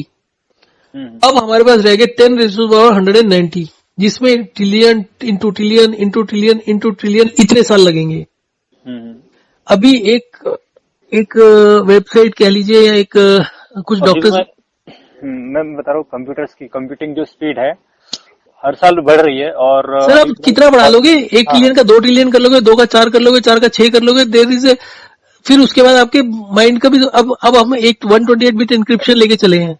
अभी क्वांटम कंप्यूटर्स आ रहे हैं, वो भी स्पीड बढ़ाएंगे, लेकिन नहीं बढ़ाएंगे। आपको पता है क्वांटम कंप्यूटर क्या होता है? हाँ, बेसिक पता थोड़ा सा, वो 8 क्यूबिट। सर आपको क्या लगता है क्वांटम को कंप्यूटर कब तक आ जाएंगे? आप कहोगे आ भी चुका है, अभी एक अनाउंसमेंट आ चुकी है। एकदम बेसिक आया है, अभी तक शायद 30 साल लग जाएंगे अपने जनरल इसमें आने। सर कभी भी नहीं आएगा। अच्छा। ये एक थ्योरेटिकल कंसेप्ट होते हैं। इस थ्योरेटिकल कंसेप्ट को सॉल्व कर पाएंगे नहीं कर पाएंगे, it is next to impossible to understand. अगर कंप्यूटर आ भी गया, अभी जैसे इंटेल ने वो बताया था कि उसने क्वांटम कंप्यूटर बना लिया कि जो बाकी कंप्यूटर से कई मिलियंस ऑफ टाइम्स फास्ट चलते हैं। वो एक पर्टिकुलर फील्ड का था, एक पर्टिकुलर सेगमेंट था उसका ओनली। अभी वो शायद रिसर्च में मतलब कैलकुलेशन के लायक वो है ऐसा, मतलब नॉर्मल भी उसके लिए शायद नहीं आ पाएंगे अभी तक। अभी तो नहीं होता है। हाँ। देखिए क्वांटम कंप्यूटर कब आएगा कब नहीं आएगा, दैट इज एंटायरली वेग थिंग। बट अब हम बात कर रहे हैं हमारे बॉडी के अंदर 128 बिट्स नहीं है, बहुत ज्यादा है, हमारे मिलियंस एंड ट्रिलियंस है। अब आ जाती बात 900 ट्रिलियन तो हमारे सेल्स हैं। अगर हम बात करते हैं कुछ वेरिएबल्स बढ़ाने की, थोड़े से वेरिएबल बढ़ते ही प्रॉब्लम हो जाती है। मिलियंस में पहुंच जाओगे तो जीरो कितने होंगे? 10 रेज़ टू द पावर शायद बिलियंस हो जाएंगे। बिलियंस भी नहीं होंगे, जो जीरोस होगी वो ट्रिलियंस ऑफ जीरोस भी होकर भी पूरा नहीं होगा। समझ गए आप क्या कह रहे हैं। अब आप दूसरी बात समझते हैं, आपका मान लीजिए सोडियम है, आपका सोडियम आपके सीरम में होता है 132 से लेकर 147 के आसपास, ठीक है। अब 132 से लेकर 135 तक आपका पोटेशियम एक डिफरेंट तरीके से काम करेगा, 135 से लेकर 140 तक दूसरे तरीके से काम करेगा। तो आपका एक ही मिनरल जो होगा वो अलग अलग लेवल के ऊपर अलग अलग काम करेगा, और वो काम भी वो दूसरे के एसोसिएशन, पोटेशियम अगर वो 132 है, पोटेशियम इतना है, तो इतना इस तरीके से काम करेगा। वो सिर्फ अपने लेवल पर नहीं है, उसका अपना लेवल 132 है, पर 132 के ऊपर पोटेशियम के लेवल्स इतने हैं, उसके वेरिएशन हो गए। तो अगर आप सोडियम को देखेंगे तो सोडियम के ही मिलियंस ऑफ वो बन जाएंगे पॉसिबिलिटीज। तो वो एक बिट नहीं है, sodium itself is not one bit, it itself is millions of bits. हाँ, मतलब उसका फिलहाल क्या कंसंट्रेशन है उसके ऊपर? फिलहाल कंसंट्रेशन की बात नहीं है, उसका कितना है, उसके साथ दूसरे का कितना है, उसके साथ तीसरे का कितना है, और वो हर लेवल के ऊपर डिफरेंट बिहेव कर रहा है। It is not a linear equation, each variable is it millions of variables. क्योंकि आप लीनियर इक्वेशंस या किस तरीके से, मुझे भी ज्यादा मैथमेटिक्स नहीं आता, but this becomes very very complicated, जिसको सॉल्व नहीं किया जा सकता। आप मेरी उससे बात हुई थी तो 5-7 वेरिएबल्स को 15-20 मिनट लगते हैं। मैंने उसको बोला, मैंने कहा एक काम करो, तुम 20 वेरिएबल डाल दो इसमें, और उसके बाद देखो कितने साल लगते हैं इसको। सारी दुनिया के कंप्यूटर हैंग हो जाएंगे, नहीं होगा कभी भी। इसने अपने गाइड वगैरह से बात करी, वो कहता हाँ ये तो 4-5 से ज्यादा लेती, प्रॉब्लम हो जाएगी, नहीं करना इसको। अच्छा, वो एक्चुअली कैसा होता है, मतलब अभी तक मैंने देखा था, मतलब थोड़ा बहुत पढ़ा मैंने उस बारे में, कि ये जो रिसर्चेस होती है वो लोग कैलकुलेशन के लिए डालते हैं इक्वेशन को, कभी कभी 1.5 साल लग जाता है सॉल्व होने के लिए। पर वो भी 5 से मतलब 10-12 होंगी, 15 होंगी, 20 होंगी, पर वो इक्वेशन ही तो सॉल्व हो रही है, जिसमें हाइपोथेटिकल चीजें, हाइपोथेसिस इतनी होती है, सारी चीज तो एजम्पशन होती है, सच कहाँ होता है उसमें कुछ भी। आपने उसका टेम्परेचर, आपने 50 चीजें तो एजम्पशन लगा के कांस्टेंट कर दी, कोई कांस्टेंट थोड़ी होती है। सारी चीज तो वेरी कर रही है, कंटिन्यूअसली वेरी कर रही है। हाँ, मतलब मैं वही समझ रहा हूँ कि अपन नियर टू कांस्टेंट जाने की कोशिश कर रहे हैं इस वन क्योर थेरेपी से, मतलब नियर टू आइडिया जाने की कोशिश कर रहे हैं। हाँ, कि अभी हमारी बॉडी की फंक्शनिंग को समझ लो, हमारी बॉडी में हाइड्रेशन डिहाइड्रेशन के प्रिंसिपल पर क्या क्या ऑर्गन काम करते हैं, वो कैसे काम करते हैं, बस उसको समझ लो। अपनी मतलब अगर आपको गाड़ी चलानी आती है तो चला लोगे ना। आपको ये जानने की जरूरत तो नहीं है कि उसका इंजन में कितने मतलब कितना मोटा स्टील लगा है, कि लोहा लगा है, प्लास्टिक लगा है, कुछ भी जानने की जरूरत नहीं है। आपको स्टीयरिंग आती है, चलानी आती है, आप चला लोगे। आपको गाड़ी चलानी नहीं आती, आपने पूरी की पूरी साइंस देख ली कि भैया जो वहां का जो आयरन इतने ग्राम है और इतना उसका मोटाई है, इतना चौड़ाई है, उसका इतना डिस्प्लेसमेंट है, सारा कुछ आता है, पर आपको स्टीयरिंग का अंदाजा नहीं है, स्टीयरिंग कैसे चलाना है, क्या करोगे उसका। आज की डेट में सेल डीएनए की जब हम बात करते हैं, हम वहां जाने की कोशिश कर रहे हैं, पर बेसिक फंडामेंटल चीजें हमें मालूम नहीं है। अपन इनको छोड़ दे रहे हैं उसके पीछे, ये बात है। उनके पीछे नहीं, वो तो हम समझ ही नहीं सकते हैं, वो तो नेक्स्ट इम्पॉसिबल हो गया ना, क्योंकि उसकी इक्वेशन इतनी बन रही है। It's not so straight forward thing. तो जब हम कोई चीज नहीं कर सकते तो फोकस वहां करना चाहिए जिसको हम कुछ कर सकते हैं, समझ सकते हैं। हाँ। वैसे मैं दोनों चीजों को इम्पोर्टेंट समझता हूँ, लेकिन फिलहाल की जनरेशन में जो जिस चीज पे आप ध्यान दे रहे हैं उस चीज पे शायद कोई ध्यान नहीं दे रहा। हाँ, और वो मतलब गलत हो रहा है, जो भी हो रहा है। तो आपको मैं फायदे के पीछे लोग मतलब गलत लोगों को परोस रहे, पूरी पॉपुलेशन को गलत चीजें परोस रहे। देखिए, ऐसा नहीं है कि ये चीजें जो मैं बोल रहा हूँ किसी को नहीं आती। अब विश्वरूप राय चौधरी है, नाम सुना होगा आपने? क्या? विश्वरूप राय चौधरी। हाँ, अब वो भी वीडियोस देखा मैंने, वो खाना कुछ बताते हैं फ्रूट वगैरह का। आप ही की वीडियो से पता चला मुझे वैसे।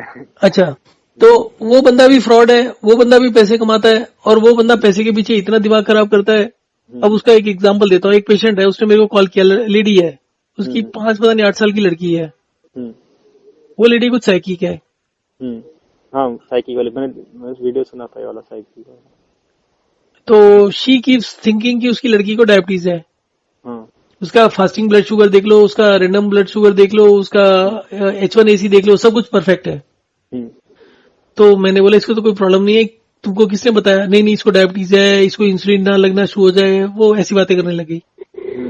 तो मैंने कहा तुमको किसने बता दिया? कहती मैं उससे विष्णु रॉय चौधरी वालों से कांटेक्ट किया था, उनके रोज मेरे को उनके यहाँ से फोन आ रहे हैं, बोल रहे हैं हम डाइट चार्ट बना देते हैं, 18,000 रुपए दे दो। अभी मेरी किसी से बात हो रही थी, मैं भूल रहा हूँ किससे बात हो रही थी, थोड़े दिन पहले की बात है। ही सर मुझे डाइट प्लान के 21,000 रुपए मांग लिए। अच्छा वो टाइप 1 डायबिटीज है, अच्छा उसके भी बताता हूँ 21,000 रुपए काय के मांग रहे हैं, वो भी बड़ा इंटरेस्टिंग सा चीज है। He is 20 year old person, 20 ही है, 22 है, 24 है। अब उसको 2018 के अंदर टाइफाइड हो गया। 2018 तक उसका वाटर का intake used to be about 1.5 litre and he was okay otherwise. अब उसको टाइफाइड हो गया। टाइफाइड की उसने क्या था 1.5 महीना तो ऐसी दवाई लेता रहा केमिस्ट से पूछ कर। फीवर खत्म नहीं हुआ, फिर डॉक्टर के पास गया, टेस्ट वेस्ट कराया तो पता चला टाइफाइड है। डॉक्टर ने उसको टाइफाइड की दवा देनी शुरू कर दी, साथ में बोल दिया पानी ज्यादा पिया करो। अब उस बंदे ने पानी पीना शुरू कर दिया, धीरे धीरे धीरे करके अगले साल तक, पूरा साल होने से पहले रात उसको टाइप 1 डायबिटीज हो गई और उसको इंसुलिन लगनी शुरू हो गई, और इंसुलिन लगने के बावजूद उसका ब्लड शुगर कम नहीं होता। वही वाटर रिटेंशन के कारण धीरे धीरे सब सारे प्रॉब्लम होते हैं। एक मिनट। Hello hello. हाँ हाँ जी, आप क्या कह रहे हो? अभी बात करने वाले हो सीनियर से? हाँ, अभी उनसे बात करने वाला हूँ। एक्चुअली 8 दिन का समय, तो थोड़ा जल्दी में हमको सारा पेपर प्रिपेयर करके जाना है। वो डिस्कशंस तो अपन अभी भी आगे भी करेंगे, मुझे मतलब इंटरेस्ट है। फिलहाल मुझे पूछिए। मैं आपको क्या बताऊँ, बेसिकली इसमें प्रॉब्लम यही आती है कि आप इसको लिमिट क्यों करना चाहोगे, एक बात तो ये है, और दूसरी चीज ये है कि अगर आप इसको एक ही लाइन में लेके चलते हो तो इजी तो सबसे ज्यादा आपके लिए, वैसे तो डेंड्रफ वगैरह को लेके चलो तो वो भी इजी होगा। तो प्रॉब्लम यहाँ आती है कि वो एक कॉस्मेटिक चीज है, लाइफ थ्रेटनिंग नहीं है। बिल्कुल। एक वो एंगल बन। हाँ, मैंने आरए को इसलिए चूज किया था क्योंकि वो बहुत ज्यादा सीरियस चीज है और उसकी सबसे ज्यादा जरूरत होगी, मतलब क्योंकि किसी को डेथ से बचा रहा है।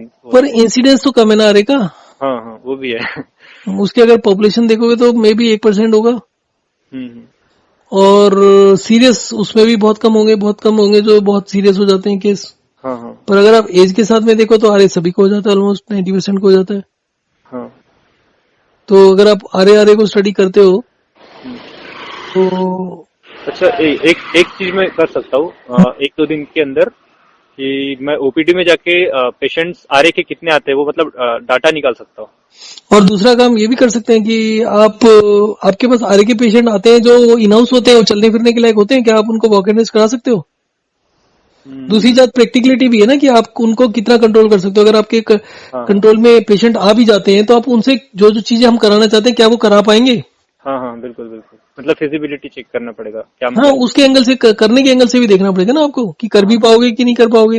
हाँ, इसलिए मतलब मैं ये सोच रहा हूँ कि आपने क्या कहा था कि वो एसिडिटी वाली एक चीज हो गई, वो तो थोड़ा नॉर्मल हो गया, आरए एक हो गया, और थोड़ा सा जो स्किन डिसीज जो आपने कहा था, कौन सा, एक्जिमा बहुत भयानक चीज है। एक्जिमा इसलिए भी रेलिवेंट है कि एक्जिमा वाला जी रहा होता है तो वो कॉस्मेटिक, पर उसकी लाइफ खत्म हो चुकी होती है, क्योंकि वो बाहर नहीं निकल सकता, शादी नहीं कर सकता, कुछ भी नहीं कर सकता। और सबसे मजेदार बात बताता हूँ, जिसको भी ये प्रॉब्लम होती है उसको सेक्सुअल इश्यूज भी होते हैं। वो इमोशन के कारण शायद नहीं, उसकी वजह से नहीं होते। उसका मेटाबॉलिक रेट कम होता है, सबसे मेन चीज। और sexual health is related directly with the metabolic health. Exactly. क्योंकि जैसे हम मेटाबॉलिक, जैसे मैं बता रहा हूँ, गर्ल्स का 7-8 महीने तक पीरियड नहीं आता, और मैं तो आपके बाद मेरे ऐसी वीडियो मिल जाएंगे जिसमें एक लेडी थी and she was drinking almost 3 to 4 litres of fluid every day. अब उनको बोला फ्लूइड कम करने के लिए, तो वो एक दिन अगर कम कर भी थे तो अगले दिन सीधा फिर 4 लीटर पर पहुंच जाती थी। अच्छा। तो मैंने कहा ऐसे तो काम नहीं चलेगा। तो मैंने कहा क्या करूं, क्योंकि वो थोड़ा सा हायर सोसाइटी से थी शायद। तो मैंने उनको बोला कि एक काम करो, आपको मैं ना 48 घंटे के लिए एक रूटीन बताता हूँ, आप कल उस रूटीन को करो, उसके नेक्स्ट 48 आवर्स के अंदर रूटीन खत्म करते ही आपके पीरियड चालू हो जाएंगे। नहीं सॉरी, उसको सिर्फ पीरियड की प्रॉब्लम नहीं थी, उसका अर्ली मेनोपॉज था। She was about 38 year old. तो मेनोपॉज होता है 45 to 50 की एज में लेडीज में। तो वो जल्दी हो गया था। वो जल्दी हो गया था, उसको करीब 2 साल से पीरियड नहीं हुए थे। 48 आवर्स के अंदर पीरियड चालू हो गए। सो अब आपके पास पेशेंट है जिसके पास मल्टीपल कॉम्प्लिकेशंस है। मेटाबॉलिक रेट कम है तो एसिडिटी टाइप से भी होगा, उसको इंडाइजेशन भी होगा, कॉन्स्टिपेशन भी हो सकता है, उसके बाद उसको एक्जिमा भी है, उसके ऊपर ये वाला हेल्थ भी है, सेक्सुअल हेल्थ का प्रॉब्लम है, और ये सब होगा तो उसको साइकोलॉजिकल प्रॉब्लम भी होगी। तो these are very complex issues, और इसको सॉल्व करते करते आपके साथ सारी चीजें आ जाएगी और सारी चीजें कवर हो जाएगी। हाँ, मतलब एक थॉट आ रहा है कि मतलब अपन जनरल इस थेरेपी की अगर लेके जाए तो प्रपोजल ये भी हाँ, और इसमें से जो सिर्फ और सिर्फ जिनका मेटाबॉलिक रेट अदरवाइज ठीक होगा, फ्लूइड इंटेक ज्यादा है सिर्फ, वो पेशेंट भी होंगे जिनको सिर्फ एक्जिमा है। वो एक्जिमा तो 6-7 दिन में ठीक हो जाता है, पर जो बाकी के कॉम्प्लिकेटेड है उसमें फिर टाइम लगता है, बिकॉज उसमें अगेन फिजिबिलिटी क्या आती है कि आप उससे वो सब करा पाओगे नहीं करा पाओगे। 7 दिन के लिए तो कोई भी कर लेगा, वो थोड़ा लॉन्ग टर्म भी हो जाता है, और उनका कई लोगों का मेटाबॉलिक रेट इतना कम होता है कि आप उसको बढ़ा ही नहीं सकते। अगर आपके 10 ऑर्गन है तो आप थोड़ा सा बढ़ाओगे तो एक ऑर्गन पूरा ले लेगा, बाकी 9 ऑर्गन फिर खलबली मचाएंगे, वो एंग्जाइटी पैदा करेंगे। अच्छा, मुझे एक और चीज आ रही है, शायद इसमें इनोवेशन भी हो सकता है इस थेरेपी में, और भी इसमें अगर जैसे देखा जाए कि जो चल नहीं सकते तो उनमें कुछ अलग टाइप की एक्सरसाइज हो। देखो, जैसे मैं कह रहा हूँ कि मुंह के छाले 12 से 18 घंटे में ठीक होते हैं, आप almost precisely minute to minute तक जा सकते हो, इसका इतना एक्यूरेटली कर सकते हो। अगर आप इसका प्रॉपर रिसर्च हो जाए, प्रॉपर इसका फंड्स और इंफ्रास्ट्रक्चर मिल जाए, तो मैं तो बोलता हूँ डायबिटीज को भी मैं आपको मिनट और घंटा बता दूंगा कब ठीक हो जाएगा। हाँ, बिल्कुल। मेरा एक्चुअली विजन ये है कि मैं एक मेडिकल सिस्टम बनाना चाहूँ जो मैक्सिमम क्राउड को एक क्या बोलते हैं, जिसमें फाइनेंशियल प्रॉब्लम जो होती है ट्रीट ही नहीं कर पाते खुद को, और ये एक ऐसा तरीका है जिससे अपन मैक्सिमम पब्लिक को हेल्दी रख सकते हैं। हाँ, इसमें ना डायग्नोसिस चाहिए, क्योंकि आपका एक ही तरीका है, तो आपको क्या फर्क पड़ता है कि उसको डायबिटीज है, ब्लड प्रेशर है, क्या प्रॉब्लम है, आपने एक ही तरीके से ठीक करना है, तो डायग्नोसिस का 99% तो रेलिवेंस ही खत्म हो जाएगा। हाँ, तो एक हिसाब से प्रिवेंटिव एंड सोशल मेडिसिन एक सब्जेक्ट है, उसमें भी आ जाता है कि अपन सोशली इसका काम क्या होगा। मतलब शायद मुझे लग रहा है कि सीधा इस थेरेपी को फ्लूइड रेगुलेशन थेरेपी नाम से शायद मैं कर सकता हूँ उसको मतलब प्रपोज। तो मेरे उसके लिए डाटा देखो, मैं आपको एक सिंपल सी बात बताता हूँ, if you are targeting something like Nobel prize, मेरे साथ शेयर जरूर कर लेना। जी जरूर। थर्स्ट मैकेनिज्म के ऊपर पूरा साइंस बेस्ड है, आपका पूरा हेल्थ सिस्टम बेस्ड है, सारी की सारी मेडिसिन सिस्टम से है ना। आप अगर जब एंटीबायोटिक देते हैं तो बोलते हैं गर्म दवाई है, पानी पी लेना, ठीक है। इसी तरीके से आपके पास हिस्टामिन भी, एंटी हिस्टामिन भी होते हैं। इसी तरीके से आपके पास जो स्टेरॉइड होते हैं वो भी आपके फ्लूइड मैकेनिज्म को कंट्रोल मतलब के थ्रू ही ऑपरेट करते हैं। अब अगर आप देखोगे तो आपके पूरा मेडिसिन जो है फ्लूइड के ऊपर बेस्ड है। बिल्कुल। अब आप आ जाओ इस वाले सिस्टम के ऊपर। तो इस वाले सिस्टम में जो चीज वो दवाइयों के थ्रू कर रहे हैं, हम डायरेक्ट कर रहे हैं। दवाइयों के थ्रू अगेन वही होता है कि जैसे मैं बात कर रहा हूँ कि ज्यादा हो जाते हैं। कॉम्प्लिकेशन क्या, आपका सोडियम था, सोडियम एक पर्टिकुलर लेवल पर काम कर रहा है, आपने सोडियम देते रहे, वो सोडियम बढ़ गया, अब वो दूसरे लेवल पर पहुंच गया, वो दूसरे तरीके से काम करेगा, फिर तीसरी दवाई शुरू कर दोगे आप। मतलब वो याद आया कि ऑटोफेजी जो है ना, ऑटोफेजी मतलब जो सेल्स अपनी मालूम है प्रॉब्लम है तो आ जाती है, वो सारी चीज वो गलत है ना। 2 साल पहले मैं कुछ उसके बारे में सोचा था, मतलब जब हमने पढ़े थे किताबों में, मैंने पढ़ा था, मुझे लगा था, मतलब मेरे पास आइडिया आया था कि इससे कुछ ऐसा किया जा सकता है तो बहुत अच्छा हो सकता है, और 2 साल बाद नोबेल प्राइज मिला उसको। आपका जो नोबेल प्राइज दिया, वो नोबेल प्राइज भी तो फ्रॉड होते हैं। नोबेल प्राइज कौन सा ठीक होता है, आपको पता है उसको नोबेल प्राइज क्यों दिया गया था? नहीं, अब उतना जानकारी नहीं है मेरे पास। ये बंदे ने जॉब छोड़ा कि जापान का था, और इसने अपना लैब वगैरह सेटअप किया। लैब सेटअप करने के बाद में he kept experimenting and then he could not experiment on human cells. He said human cell is very small and no research can be done on the human cell. Human cells single cellular system नहीं है। Then he has based all is working on the yeast cells which is unicellular thing. हाँ, unicellular है, और क्या कहते हैं, हाँ unicellular, सही बात है, ठीक है। अब उसने यीस्ट के ऊपर किया and then he started showing. तो इसका मतलब है कि ये चीज तो पहले ही डिसाइड हो गई थी, उसको नोबेल प्राइज देना है। अब उसको उस कॉन्टेक्स्ट में देखो ना कि भाई एक काम हो नहीं रहा। अब अगर उसको यीस्ट सेल के ऊपर काम करके नोबेल प्राइज नहीं मिलता तो उसकी वर्किंग का तो कोई यूज ही नहीं था ना, क्योंकि ह्यूमंस के ऊपर तो है नहीं, रेलिवेंस तो है नहीं, उनकी मल्टीसेलुलर में फिर इंटरेक्शन आ जाते हैं जैसे। अब आप दूसरी बात करिए, मैंने आपको बताया कि सेल्स का डेथ कैसे रेट ठीक किया जाता है कैंसर के बारे में, कि आपने सेल्स का फ्लूइड कम कर दिया। सेल्स का फ्लूइड कम करने से क्या होगा, सेल्स का जो एनर्जी लेवल है वो बढ़ जाएगा। बिल्कुल। वो हीटअप करने लगेंगे तो सेल्स आप मतलब जो ज्यादा सेल एक्टिव हो गया, सभी सेल ये बराबर एक्टिव नहीं हो गए, एक सेल्स का मेटाबॉलिक रेट बढ़ गया, वो हीटअप करने लगा, उसने साथ वाले सेल को खा के मर्ज कर लिया। तो this is the right explanation. वो बोलते हैं, जो देखो सभी चीजें एक ही चीज बोलते हैं कि भाई हम फास्ट करते हैं, फास्ट करने से हमें रेस्ट मिलता है ऑर्गेन्स को, वो सब बकवास है। फास्ट करने से कुछ नहीं होता, एनर्जी कम जाएगी। हाँ, फास्ट करने से कुछ नहीं होता। फास्ट करने से एक ही काम होता है, और वो काम ये होता है कि आपका डाइजेस्टिव सिस्टम जो 20 से 30% एनर्जी ले रहा था, वो खर्चा बच जाता है। हाँ बिल्कुल। जब वो खर्चा मिलता है, उसके बाद आप वॉक एंड रेस्ट सिस्टम पर चलते हो, तो वो चीज दूसरे सिस्टम मतलब ऑर्गेन्स को मिल जाती है, उनका मेटाबॉलिक रेट बढ़ जाता है, उनका रिस्पॉन्स बेटर हो जाता है, तो आप रिकवर कर जाते हो। इसमें रेस्ट का कोई रोल ही नहीं है। सारे पिछले सैकड़ों सालों से रेस्ट चिल्ला रहे हैं। अब आपको दूसरी चीज बताता हूँ, वॉक एंड रेस्ट से क्या होता है। मैंने ये वाला बात तो बता दी ना, रैश वाली बात बता दी, लड़की का 4 घंटे का। हाँ, एक पॉइंट बताऊंगा कि वो मेरे मौसी ना, जिनको कैंसर था, ब्रेस्ट कैंसर था, तो उनकी डेथ हो गई कैंसर से। और मुझे तो थोड़ा सा, हाँ मुझे थोड़ा सा ही पता था इस बारे में। उसके बाद में मुझे अभी तक मैं जितना कुछ पढ़ा आपके ये सारी चीजों में, तो मुझे लगता है इसमें रिसर्च करके उन कैंसर को भी हमेशा के लिए ठीक कर सकते हैं। तो कैंसर होगा ही नहीं किसी को। हाँ, आपका अगर मेटाबॉलिक रेट ठीक रहेगा, कैंसर होता ही नहीं है। हाँ, मैं भी लिटरली देख पा रहा हूँ कि गाँव में लोगों को कैंसर हो रहा है। मेरे किसी को कोई कैंसर से मर रहा है, कोई ये हो रहा है। वो मुझे मतलब बुरा लगता है। मुझे सच में लग रहा है कि कुछ करना चाहिए इस बारे में। एसाइटिस के बारे में बात हुई थी आपसे मेरी। एसाइटिस आपने बताए थे, हाँ। तो आपने उसके बारे में पढ़ा कुछ? एक मिनट में एक बार थोड़ा हिंट दे दीजिए। एसाइटिस भूल गया मैं थोड़ा। ओके, एसाइटिस लीवर की प्रॉब्लम होती है। हाँ, याद आ गया। हाँ, एब्डोमिनल कैविटी में पानी भरने लगता है। हाँ बिल्कुल। और वो एब्डोमिनल कैविटी में वो लगा के इंजेक्शन लगाकर करीब 4-4, 5-5, 6-6 लीटर पानी निकाल लेते हैं। हाँ। लोग डर के मारे कराते नहीं, क्योंकि जिसको एक बार पानी निकाल लेते हैं वो बार बार पानी भरने लगता है तेजी से। हाँ, तो वो भी आपने बताया था, ठीक हो गया था। नहीं, उससे ज्यादा रेलिवेंट चीज है। कैंसर में जो 4th स्टेज का कैंसर होता है, एब्डोमिनल कैविटी में होता है। एब्डोमिनल जो पूरा डब्बा है ना हमारा, वो पूरा खराब हो जाता है। नहीं, पूरा खराब नहीं। जब वहां का कोई भी कैंसर होता है, तो उसकी जो 4th स्टेज होती है, सभी में एसाइटिस होता है। अच्छा।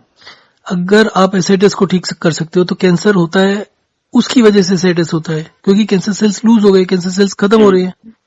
जब कैंसर सेल्स खत्म हो रहे हैं, तो उसके अंदर जो भी फ्लूइड होता है वो निकलने लगता है, और वो अब होल्ड ही नहीं कर पाता कोई भी बाकी की सेल्स, वो इतने वीक हो जाते हैं, धीरे धीरे पेट में पानी भरने लगता है। पेट में अगेन मीन्स एब्डोमिनल कैविटी में, पेट तो अलग होता है ना। सो जब आप एसाइटिस के पेशेंट को 1 महीने में बिल्कुल पूरा ठीक कर सकते हो, कोई भी जो उसको कहते हैं लाइफस्टाइल, कोई भी नेगेटिव लाइफस्टाइल वो नहीं है, कोई नेगेटिव चीज नहीं है, तो आप सारे कैंसर ठीक कर सकते हो। बिल्कुल। बेसिकली एसाइटिस में पेशेंट 50% पेशेंट डाई इन 2 years। कैंसर के अंदर बिना ट्रीटमेंट के भी 2 साल की एवरेज नहीं है, उससे ज्यादा लाइफ है। आदमी उससे ज्यादा निकाल लेता है, तो which is more dangerous? Ascites. Exactly.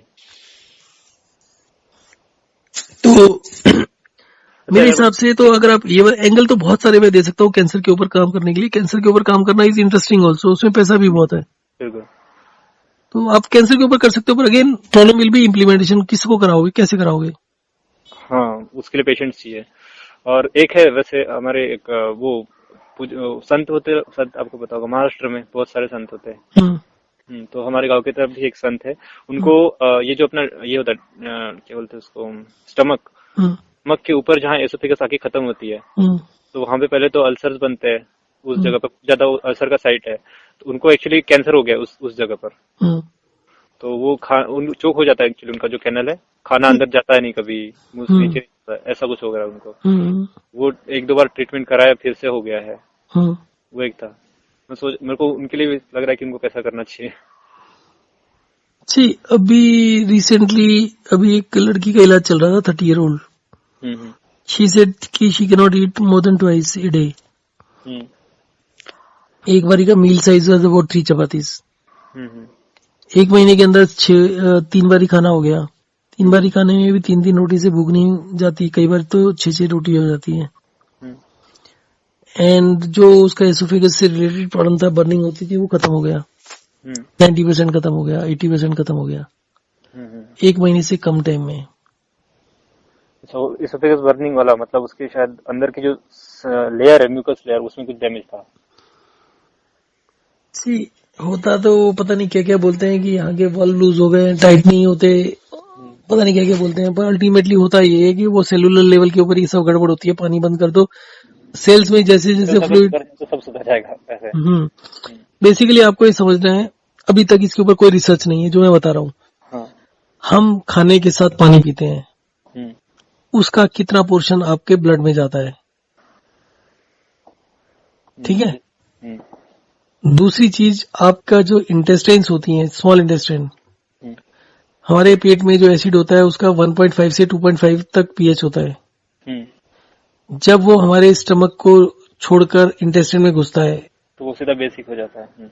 वो बेसिक नहीं होता, उसका एसिड लेवल कम होता है, उसमें सोडियम बाइकार्बोनेट या बाइल मिलता है, वो बाइल उसका पीएच लेवल को न्यूट्रलाइज कर देता है। बट न्यूट्रलाइज कितना करता है, 5 करता है, 6 करता है, 7 करता है, that is to be seen. अच्छा, वो इम्पोर्टेंट। अच्छा, मतलब अपने को कौन सी रिक्वायरमेंट लगेगी अगर इसको स्टैंडर्ड थेरेपी बनाना है, तो ये बात कर रहे हैं ना। हाँ, तो उसको देखना पड़ेगा क्या पीएच लेवल लगता है। दूसरी चीज, जब खाना है और खाने का पेस्ट बन गया और वो छोटी इंटेस्टाइन में चल रहा है, तो उस खाने का पीएच कितना है, उस पीएच की वजह से क्या वो इंटेस्टाइन्स की लाइन को डायलेट कर रहा है। अगर वो डायलेट कर रहा है तो कितना न्यूट्रिशन अंदर जा पा रहा है, कितना नहीं जा पा रहा। अगर वो इन्फ्लेम हो रहा है तो क्या वो ज्यादा जा रहा है या कम जा रहा है, एंड अगर ज्यादा जा रहा है तो अननेसेसरी उसकी वजह से बार बार फीवर हो रहा है, बार बार प्रॉब्लम हो रही है।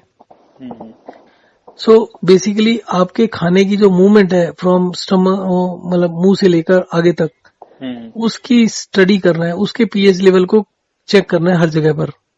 अब प्रॉब्लम ये होगी कि आप कोई भी इंस्ट्रूमेंट छोटी हाथ में नहीं ले जा सकते। इन द किताबों में जानकारी है इस बारे में, थोड़ी बहुत, पूरी तो नहीं, लेकिन फिर भी मैं अगेन वही होगा कि जो आदमी मर गया है, जो एक्सीडेंट हो गया है, जिसका ऑपरेशन हो रहा है, उसी से कुछ इन्फॉर्मेशन मिलता है, और वो भी इनकम्प्लीट इन्फॉर्मेशन होता है क्योंकि वो भी एक ट्रॉमा में है, उसकी बॉडी कैसे रिएक्ट कर रही है, नॉर्मल आदमी की उसकी तरीके से नहीं करेगी। फर्स्ट ईयर में हमको फिजियोलॉजी नाम का सब्जेक्ट होता है, तो उसकी किताब है क्या हमको गाइटन एंड हॉल करके, तो उसमें बताया, मतलब डाइजेस्टिव सिस्टम के बारे में मैक्सिमम है। इस साल हमको पैथोलॉजी है, उसमें सेल्स में क्या क्या अल्टरेशन होते हैं उसमें वो पढ़ने मिलेगा इस साल मुझे, रॉबिन्स नाम की किताब है। नहीं, अब एक बात बताओ, हम जो खाना खाते हैं वो पेट में जाता है, कितनी देर तक पेट में रहता है वो अलग अलग जगह पे, सबसे पहले तो स्टमक में स्टोर रहता है। स्टमक में कितनी देर रहता है?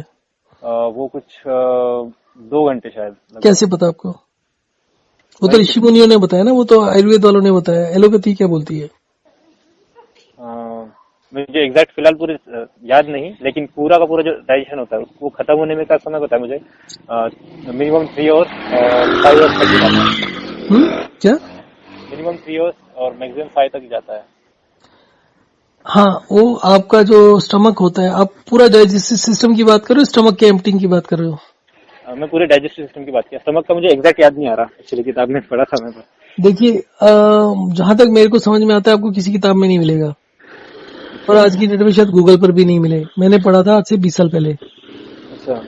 और 20 साल पहले जो मैंने पेपर पढ़ा था उसमें भी था कि वो उस डिसीजन पर कैसे पहुंचे। अगर कोई कहता है 2 घंटे में खाली होता है, तो ये टू से ना कि उसने कैसे डिसाइड किया। हाँ। सो उन्होंने क्या किया था, एक तो रेडियो आइसोटॉप करके कुछ होता है शायद। हाँ, बिल्कुल, उससे दिख जाता है। उससे खाने में वो मिला के दिया बंदे को। हाँ, तो मूवमेंट दिख जाती है, उससे मूवमेंट का पता लगाया, तो वो मुझे ज्यादा ऑथेंटिक लगा था। बाकी सब कहानियां हैं। हाँ। जो प्रॉपर बेसिस नहीं बताता कि सही उसका रिसर्च कैसे किया गया, तो उसका आई डोंट नो। हाँ, ऐसी मेथड्स होती है एक्चुअली। हाँ, तो अब इस आर्टिकल में जो मुझे, क्योंकि मैंने इसके ऊपर भी कई महीने लगाए ढूंढने के लिए, जब तक आपको ये नहीं पता खाना कैसे चलता है, तो आप क्या रिसर्च करेंगे।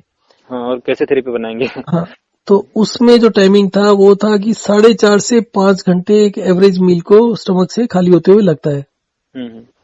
20 मिनट के बाद में जो हमने खाना खाया होता है वो स्मॉल इंटेस्टाइन में जाना शुरू होता है। तो 20 मिनट तक आपका जो स्टमक होता है वो 1 मिनट में 3 से 4 बारी मूव करता है तेजी से। हाँ, चर्निंग बोलते हैं। चर्निंग। आपके जो स्टमक का साइज होता है वो 200 से 250 ग्राम होता है। आप जो एक एवरेज खाना खाते हो 700-800 ग्राम होता है। तो आप समझ सकते हैं कि स्टमक आपका कितना एक्सपेंड होता है बिल्कुल, खाने को एकोमोडेट करने के लिए। और उस खाने के एकोमोडेट करने के अलावा वो स्टमक जो है चर्निंग के प्रोसेस में मूव करता रहता है कंटिन्यूअसली। हाँ, उसके वीडियोस भी हैं इन गूगल पर। बहुत सी चीजें रिलीज करता है, 1-1 लीटर तक के फ्लूइड रिलीज करता है। उसके बाद में क्या कहते हैं, जो छोटी आंत होती है वो अनदर 4.5 से 5 घंटे लेती है। उसके बाद लार्ज इंटेस्टाइन होती है which it said takes 50 to 60 hours. अच्छा। तो अगर आप पूरे डाइजेस्टिव सिस्टम की बात करते हैं तो आज का खाना खाया हुआ 3 दिन बाद निकलता है। अच्छा। इसमें से कुछ चीजें इरिटेट करती है, कुछ चीजें जल्दी निकल जाती हैं और नेक्स्ट डे हमारा स्टूल का वो भी कलर वलर भी चेंज हो जाता है। वो चीजें कुछ पर्टिकुलर इंस्टेंसेस के अंदर जल्दी निकल जाती हैं, बट आई थिंक जो मैंने अपना ऑब्जर्व किया है, these figures are not wrong. तो प्रैक्टिकली ये ऑलमोस्ट 3 दिन बाद निकलता है खाना। It is not 3 hours thing. अब हिंदुस्तानों वालों को देखो तो कोई 1 घंटे बोलता है, कोई आधा घंटा बोलता है, कोई किसी चीज का कुछ बोल देता है, कोई कुछ बोल देता है। मेरा तो 3 दिन तो नहीं कहूंगा, लेकिन मुझे जो कुछ लगता है शायद 1 दिन, 1 या 2 maximum. See again there is exact मुझे भी नहीं पता, मैं कुछ नहीं बोल सकता। हाँ, बेसिकली वही चीज है ना कि जो भी आदमी बोल रहा है उस आदमी को कुछ साइंटिफिक प्रूफ होना चाहिए। मैं शायद इसको भी नहीं मानता, पर उसने रेडियो आइसोटोप वर्ड्स वगैरह यूज किए तो मुझे कुछ ध्यान है, तो मुझे थोड़ा सा वो है कि शायद ये ऑथेंटिक है, शायद ये ठीक कह रहा है। अब अगर आपका चर्निंग हो रहा है, churning also takes some minimum amount of time, तो 20 मिनट के अंदर ऑलमोस्ट 90% तो काम हो गया आपका। तो इसीलिए इसी थ्योरी के ऊपर वो पानी वानी को चेंज किया। फिर दूसरा चीज है कि आपका जो अगर एसिड होगा, पानी होगा, तो उस पानी के स्मॉल इंटेस्टाइन में, क्योंकि वो एक ट्यूब बंद टाइप से है, जिस तरीके का उसका स्ट्रक्चर है, उससे लगता है कि पानी एसिड की प्रेजेंस में ही ब्लड में सब एब्जॉर्ब होगा। अगर वो हमने खाली पेट पानी पी लिया तो वो शायद वहां पर नहीं रुकेगा, वो एब्जॉर्ब नहीं होगा छोटी आंत से, फिर वो बड़ी आंत से होगा। और अगर हमारी बॉडी के अंदर 2 सिस्टम 2 जगह बनाई हुई है जहां से फ्लूइड एब्जॉर्ब हो रहा है, तो इसका मतलब दोनों का अलग अलग इंपॉर्टेंस है, दोनों का सेम रोल नहीं हो सकता। सो मे बी जो अभी बात हो रही थी एसाइटिस के बारे में, स्टडी करके भी आपको बहुत सी चीजें वो हो सकती है। एसाइटिस भी बहुत सीरियस समस्या है जिसका कोई इलाज नहीं है किसी के पास। तो मैं भैया के साथ उनके साथ डिस्कस एक बार कर लेता हूँ क्या हो सकता है, मतलब क्योंकि उनका एक्सपीरियंस है थोड़ा इस बार। हाँ, प्रैक्टिकलिटी का एंगल ध्यान में रखिए कि किसको आप एक्चुअली लाइफ में कर पाएंगे। बहुत सी चीजें थ्योरेटिकली बाकी सब सही है, समझ भी आता है, पर वो कर ही नहीं सकते हम।